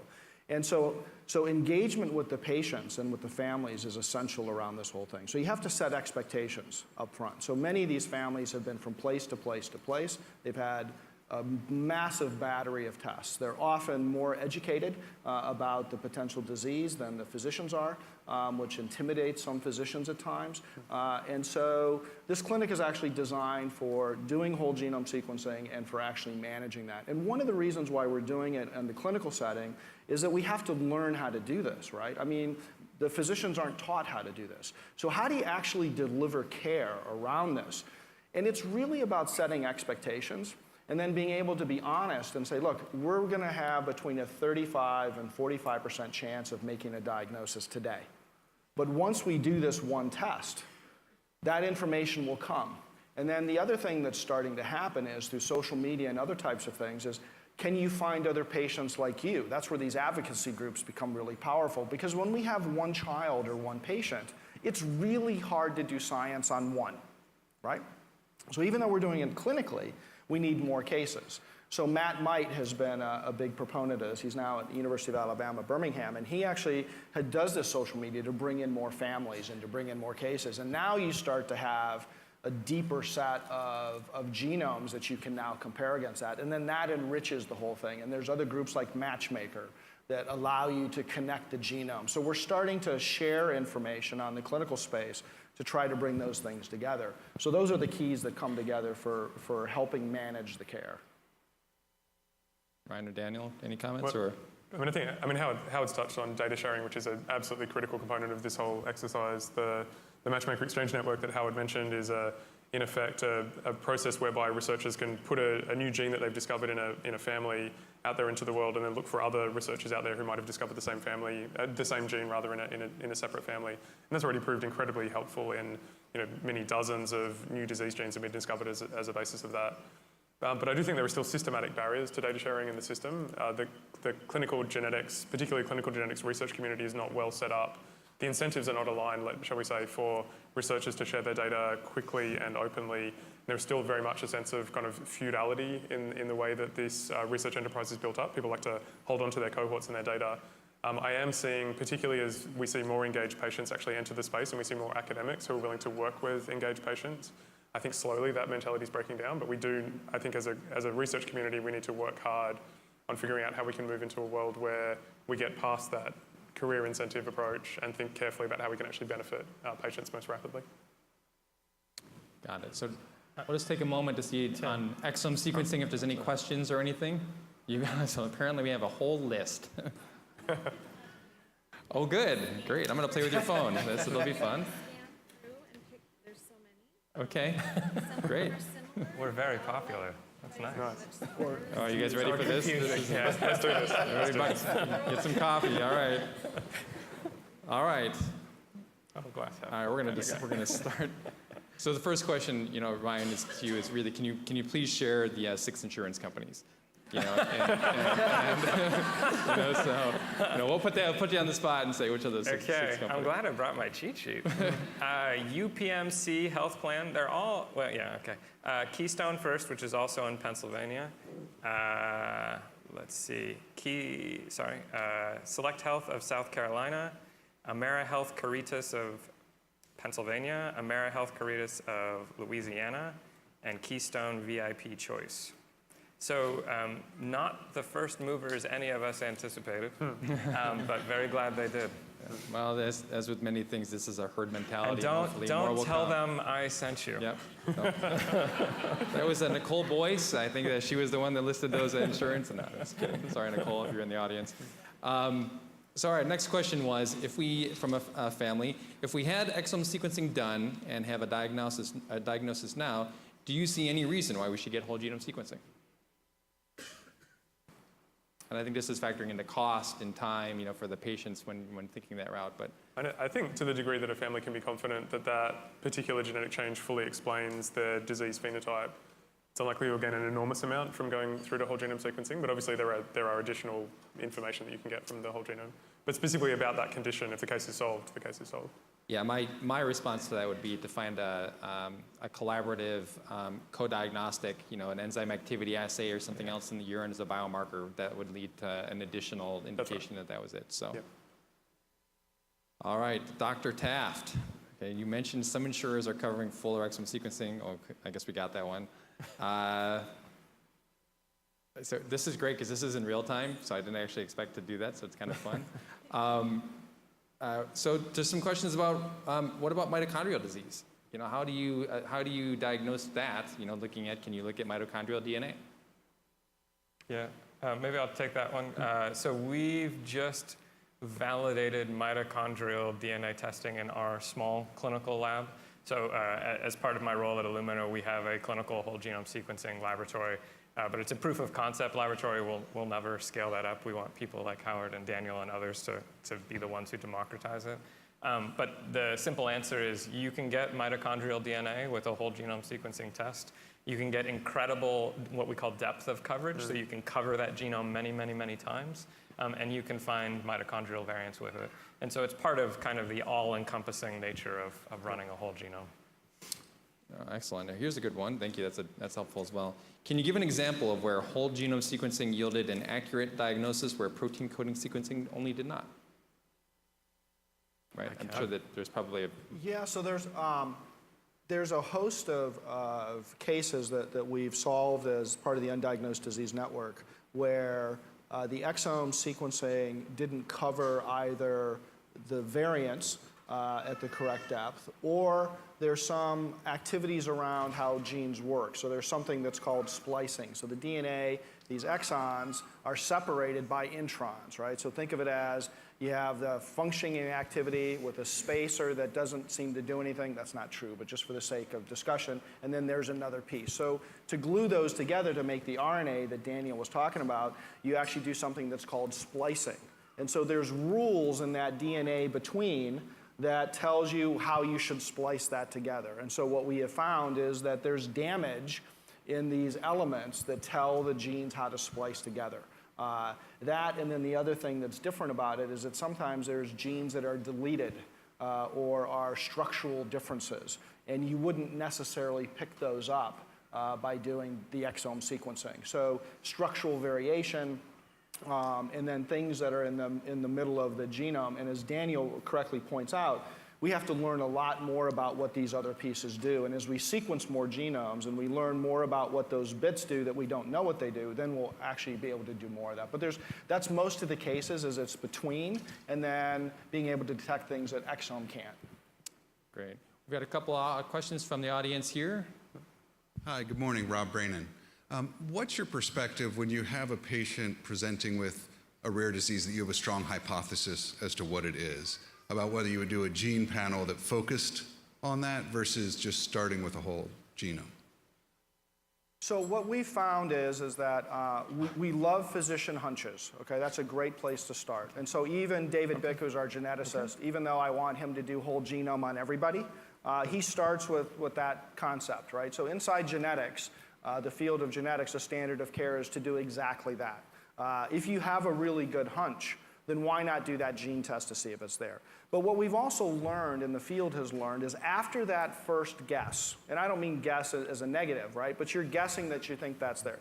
When it's negative, at that point, moving to next generation sequencing has a massive increase in success versus what typically happens, which is I do this gene test, I do this gene test, I do this panel, and what you get is this long protracted delay with hypothesis after hypothesis. And so the data is pretty clear. After that first attempt, if it doesn't come back in what you thought it was, move to next generation sequencing. I, of course, favor the whole genome, but if the patient can only get exome, that's better than another panel. Can I take a stab at this one? Sure. I'm gonna say something that often gets me in trouble. So the phrase I like to use is first let the genome speak, then let the clinician speak. Now, my clinician friends do not like when I say that. Write that one down. I'm going to write that one down. And I'm sure I've made some enemies in the room as I've said that. And I don't mean it too literally, but what I mean to point out is once you start, to Howard's point, that diagnostic odyssey, that can take forever. And you end up going hunch to hunch to hunch. And as the price of the test comes down and its completeness gets more and more robust, why wouldn't you just go to just go there first and get rid of the whole risk of that?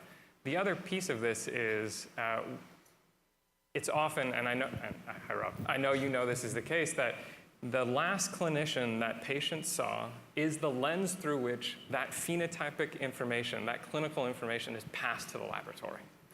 And so it's not that the clinician's wrong, it's just that they have a particular expertise and that's the way they're seeing the patient.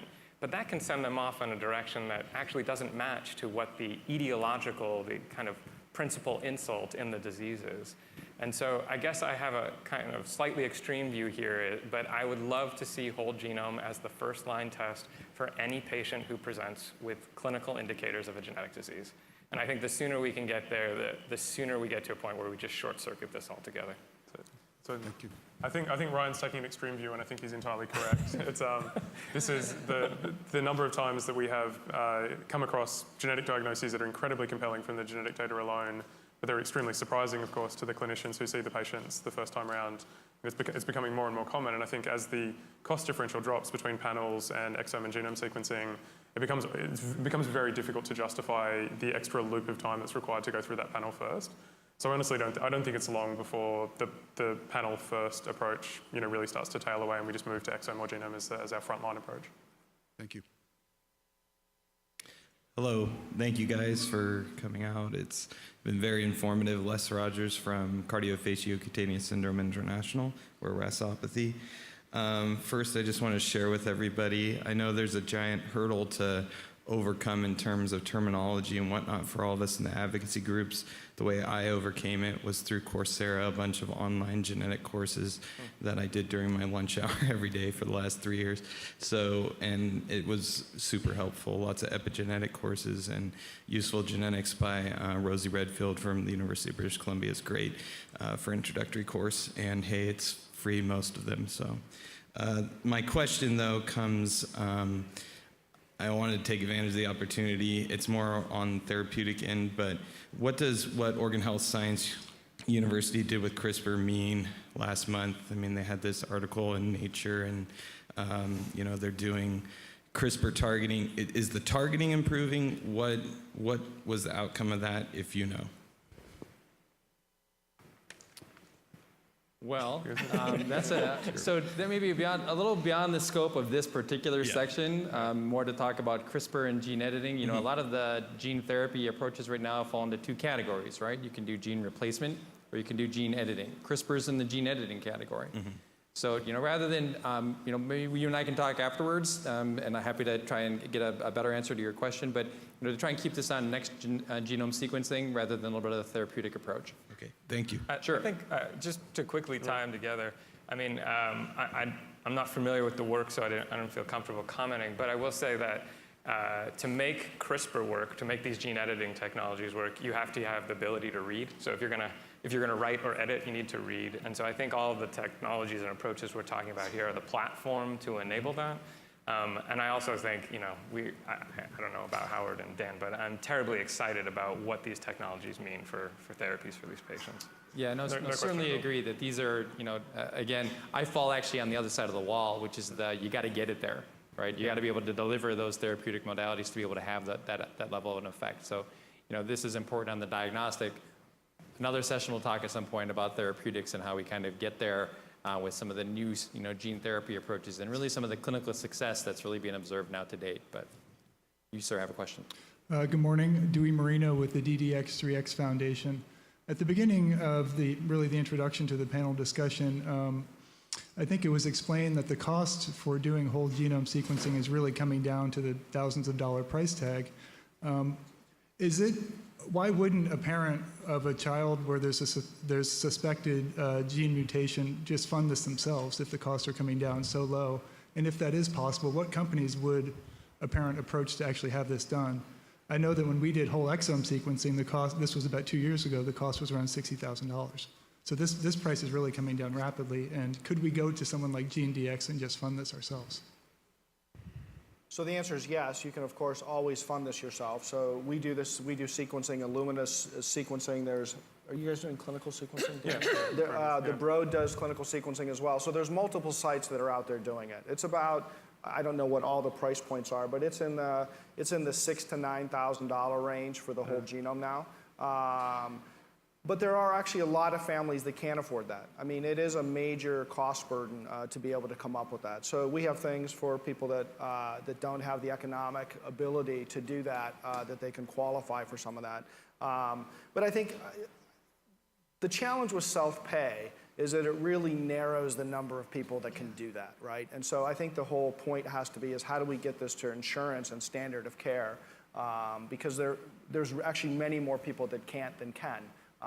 Probably the people in this room are able to travel to do this, have a different economic ability than some of the others. So I think it's really more, there's no problem in doing that. You can for sure self-pay. There's multiple sites. I'd be happy to share with you some of the different places if you want to talk about them. Thank you. Max? Good morning. Thanks for an interesting discussion.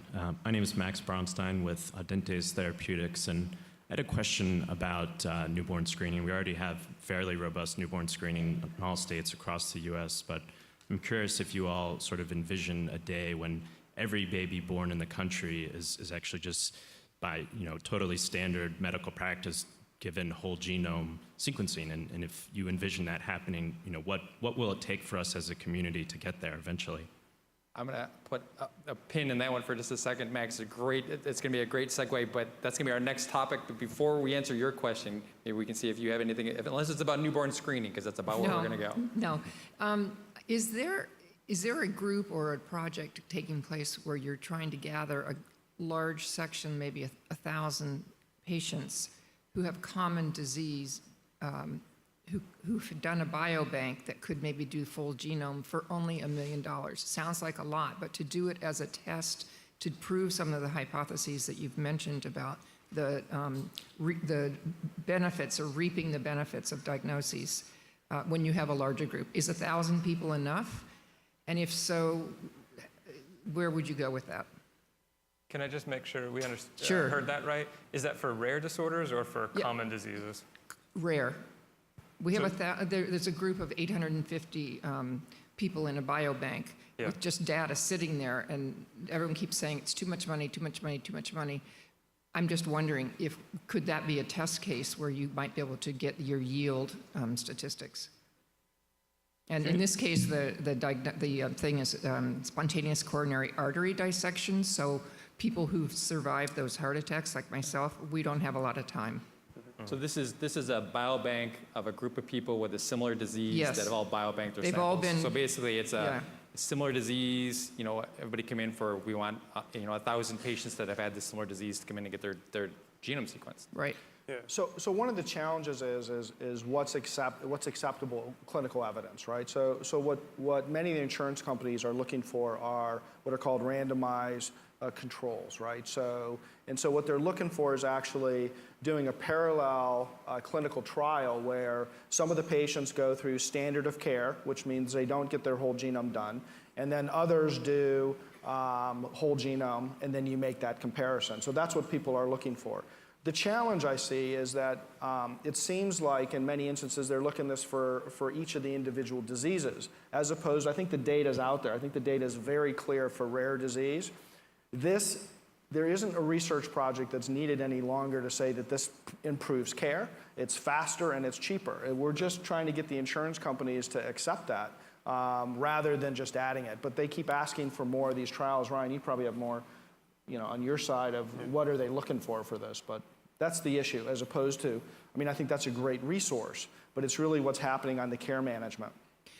Maybe I can speak to some of you later, but I'm just wondering, what is the price differential between an exome and a genome per person? It's about threefold in a research setting. I don't know what you guys would say in the clinical setting. Probably a little less than that. Yeah. But So $330 for exome and $1,000 for genome? No. It's more like 6,000 to 9,000 for whole genome, and what would you say, 2,000 to 3,000 for maybe 3 to 5? That's in the clinical domain. In the research domain, and it potentially sounds like the cohort you're talking about may be more of a. You can imagine it getting sequenced more in a research setting, potentially rather than a clinical setting. Yeah. So rather than doing a health economics experiment, that could potentially be a gene discovery experiment. I'm happy to talk to you about that. Yeah, that'd be great. Yeah, Thank absolutely. you so much. Thank you. All right, one more question, and then we'll move into newborn screening. Okay. Hi, I'm Haley Euler with SEPBP1 Society, and my question is related to gene mutations that are found and reported to ClinVar, for example, as non-pathogenic, likely benign, but they don't appear to be shortly after. Is there anybody that goes back to contact them? Is it up to the genetic counselor? Is there an organization trying to reach those people? I just feel there's a lot of, I've seen. That's going to be a gray area, I suspect, for many of the clinical decisions once you actually have something. But it's a huge problem. Yeah. I mean, these knowledge bases are changing constantly. You mentioned ClinVar, which is, I would say the best database in the world right now in terms of having comprehensive database of rare disease-causing mutations. ClinVar is good in the sense that it incorporates lots of information from many different sites. It tries to merge that data together in various, reasonably sensible ways. But that data is constantly changing. So, as new data comes in, as a new person gets sequenced, a new patient gets sequenced, that can then get updated, and you can have a variant switch, as you said, from being potentially not a disease-causing variant to being a disease-causing variant. And as far as I know, there's no systematic effort across different clinical groups to go back and reevaluate that data. Some groups do this extremely well. They'll go back and revisit all of the patients that have been sequenced over time. For some clinical labs, this is a one-shot thing. They analyze that exome or genome once, and they won't recontact a patient with reanalysis later. It would be great to have this more standardized. There's some legal challenges here. So there's something that's called duty to inform. So if our clinical laboratory goes back and redoes an analysis and sends that data to the physician, the physician by law is required to go find that patient. And inability to find the patient can be problematic for that. And so one of the challenges you have is how do you keep the families and the patients in alignment with the physicians and the legality of duty to inform, as well as do the families still want this information? And so one of the things we try to encourage our patients to do is to keep contacting back in with the physician groups. Please keep contacting your physicians and asking those questions. There's legal things that we can do and legal things we can't do with clinical data. And so it can always be the patient asks for more information. We can always give that. Bringing it back in the other way is a bit of a problem, that we found something. Now, how do we tell? There's some real complications around that from the legal framework. Might just Thank you. Add one last comment.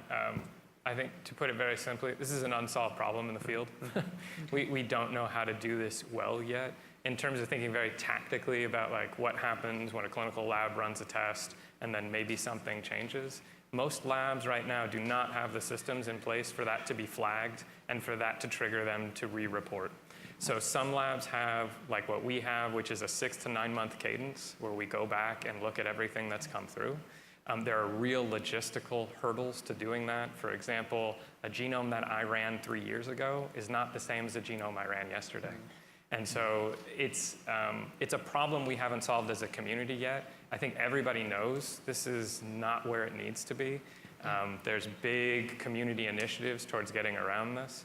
I think if you as a family or a parent or an advocacy group, you probably need to get engaged on this. So if there are genes that you guys are watching, you can be part of kind of the surveillance network to make sure that this is happening. And plug into your clinicians and your laboratories and poke them. Because right now, that's the best surveillance we've got. I think this will change dramatically in the next 18 to 24 months. There's bigger and better data systems coming online, but until then, it's a bit of hunt and peck. Okay, thank you. All right, a couple of questions for the panel from our online viewers. So how much data space, gigabytes, terabytes, is required to store a single individual's genome? And I'm not talking, and there's two answers to that, right? There's going to be the amount of data, okay, the actual raw sequencing data, but then there's just the sequence, the letters. Any idea? In today's technology, it's a lot.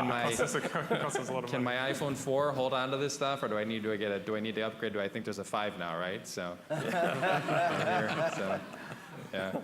All right, so we'll come back to that. So there was I thought a great. Yeah, I mean it's hundreds of gigs of data space, right? Per genome, right? But then that's the raw data, and then you're going to analyze that in different ways. That's going to produce additional files, which are all smaller in size. Mm-hmm. So this is a long discussion about which data you keep and for how long you keep it and what kind of storage you use. But the answer is a lot. Yeah, so a tangential question to that would be, how many people and how many hours does it take to analyze that type of data? Rough ballpark. Go ahead, Dan. Because that's a cost that doesn't really get factored in. We're talking a lot of times when we talk about cost of a genome sequence, and all of you have alluded to this, that there's significant human cost on this, right? To be able to go in and analyze that, because the informatics have not yet caught up to that. You still need a human reviewer. So in our case, the analyst takes between 4 and 6 hours of analyst time, and then the lab director is between 2 and 6 hours, depending on what the complexity of the case is. So you're looking at, on the high end, 12 hours of, digging into the data and sorting it out, recontacting physicians and so forth to come back to it. And the hard part is actually is not making the diagnosis. Right? When you make the diagnosis, that's relatively quick. The hard part is when do you declare failure, right? This is a patient. right? When do I say we've looked as far as we can look and declare that we failed? Because you don't want to fail there. So the hard part is, where do you draw the line and stopping to look so that you can make it economical? Well, I'm sure that the nice thing now, to your comment, Ryan, is that now at least the quality of the genomes that are being done now compared to 3 years ago reduced that QC check time where you're actually able to do that. I think we still do a lot of QC. Yeah. Absolutely. Sure. I mean, I think the quality of the data has unambiguously gone up, but the challenges, the QC checks we have to do around interpretation are still very much a major issue. So one more question, and we'll turn it back to our audience. Going through gene sequencing and receiving gene therapy, there have been concerns related to fertility and other symptoms. Can you please share your thoughts on that? As a gene therapist, I'll take that one. Please. Gene sequencing, having gene sequencing done has no fertility concerns. It's a sample. Gene therapy is very different. So as the next stage of evolution about what do we do with this type of technology, one of those is, again, as was alluded earlier, about gene therapy. So, and now that's why we do clinical trials. That's why we go through years of preclinical studies to show that there is no genotoxicity, that there is no potential fertility concerns. So, those are questions that every gene therapy is going to be a little bit different. So, you, sir. Oh, sorry. That's all right. I was concentrating too much on your answer. Mine is a little bit different of a question, and maybe it's just more of a question on diplomacy. I am with the Choroideremia Research Foundation. We're fortunate enough to have 2 gene therapy trials underway. The problem we have is that 95% of our patient population was diagnosed with retinitis pigmentosa. And there's still a huge existence of the patient population. How do we diplomatically go into major retinal clinics and ask them to re-examine their RP patients for our patient population? We only know of about 400 out of 6,000 in the US. And how do you approach a clinician about either doing a panel, and if not, then you have the question of doing a full genome for that patient? Short answers, guys. We have about 3 or 5 minutes left, so we'll try to get a couple more questions in. And I'll make this very quick. We've had these encounters. So first thing is, every clinician I know is trying to do the right thing for their patients, and so they're going to listen. I don't think you want to go in, though, and say you're doing it wrong. You want to show them the data, right? You want to show them the evidence that you have, whatever it is, to kind of guide them down that path and almost let them get there on their own to some extent. I can't recount the number of clinicians we've gone to and said, let's try and do this a different way. And as long as we did that with the utmost respect for them as a clinician and for everything they're already doing for that patient, we've almost always been successful. Good. Thank you. So we've talked about diagnosis here in the States, but what about the part of the world that's underdeveloped, where the idea of running an exome sequencing, never mind whole genome, is at best a pipe dream? I think that we're missing an amazing number of people with rare diseases in places like Africa, maybe India, China, Russia, and it goes on and on. Latin America. Sure. I mean, should they be left behind? Of course not. The short answer is that I think we're doing, as industry, as patients, as caregivers, the best that we can. And that those will come in time as hopefully as things catch up.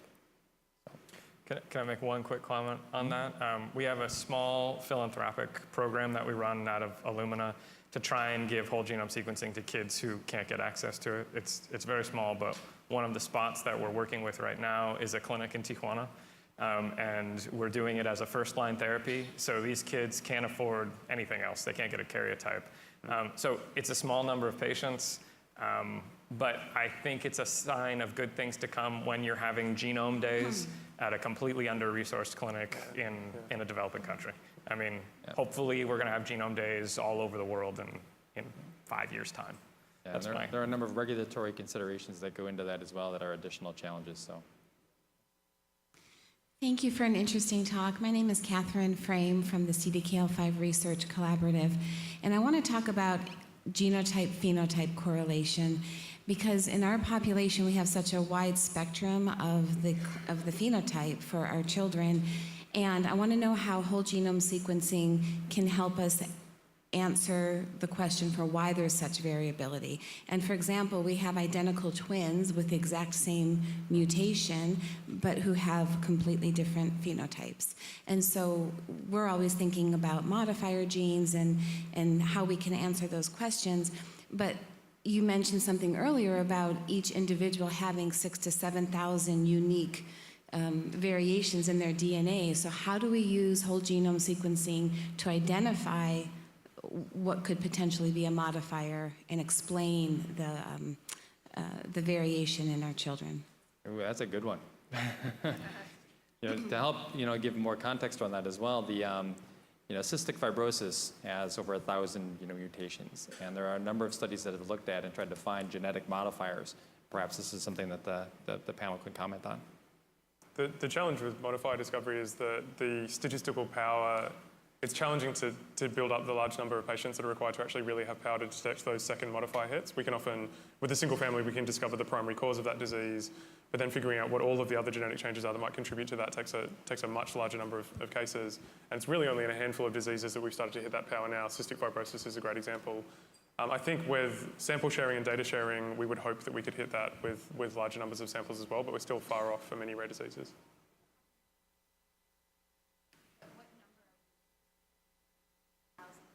Yeah, it's typically in the hundreds to thousands. Yeah, tens of thousands. Yeah. I mean, it's logarithmic because they all potentially can I would say you can get lucky and discover modifiers with in the hundreds, but typically it's going to require much larger numbers of samples. Yeah. Well, as we come to the close of this panel, I'm sorry, we can have. Can I just do one real quick? One more, sure. Artificial intelligence, is that going to help with the data analysis? Oh. Yes. Okay. Yes. Said our robotic overlords. So, one of the things that I was really hoping we actually would get some time to is to talk about newborn screening. With new therapies coming on, later stage clinical trials, and what we start to get asked more by the FDA and the EMA is how we're going to use newborn screening, and this is one of the paths for newborn screening.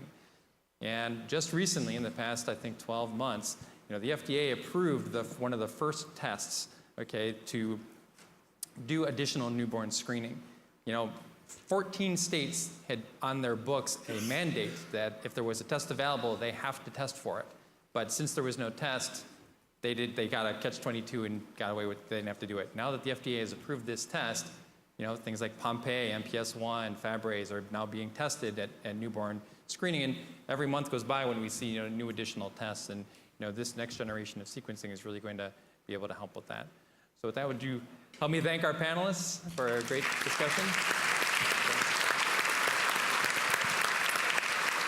All right, I will turn it over. Thanks. So thanks to all of you for reminding us of the incredible advancements in gene sequencing.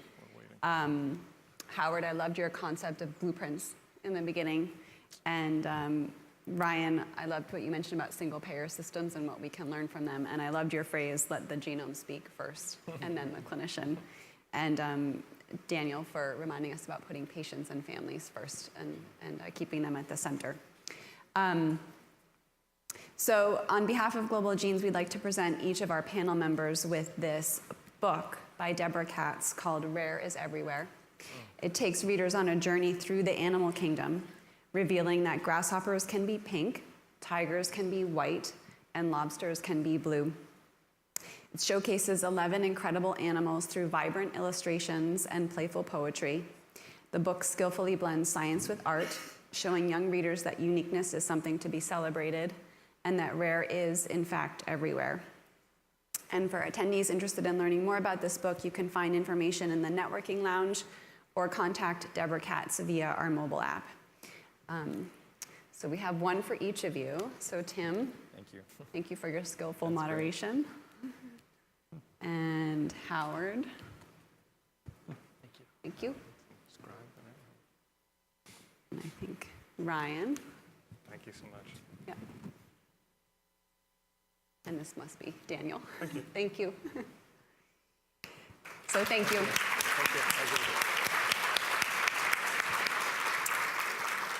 So just a few notes before we head out into the brief break. The morning snack is provided by InsMed and is found outside on the theater terrace. Breakout sessions and how-to sessions are located out of the ballroom and to the right and left sides. Track 4 is in the theater directly across from the ballroom. Track 3 remains here, and those sessions start promptly at 10:30, and then the next one after that is at 11:40. And then after breakouts are done, please head to the backyard for lunch, sponsored by Shire. And remember to check your mobile app throughout the day, and if there's any updates, we'll post them there. So have a wonderful day, and we'll see you back at 4:30.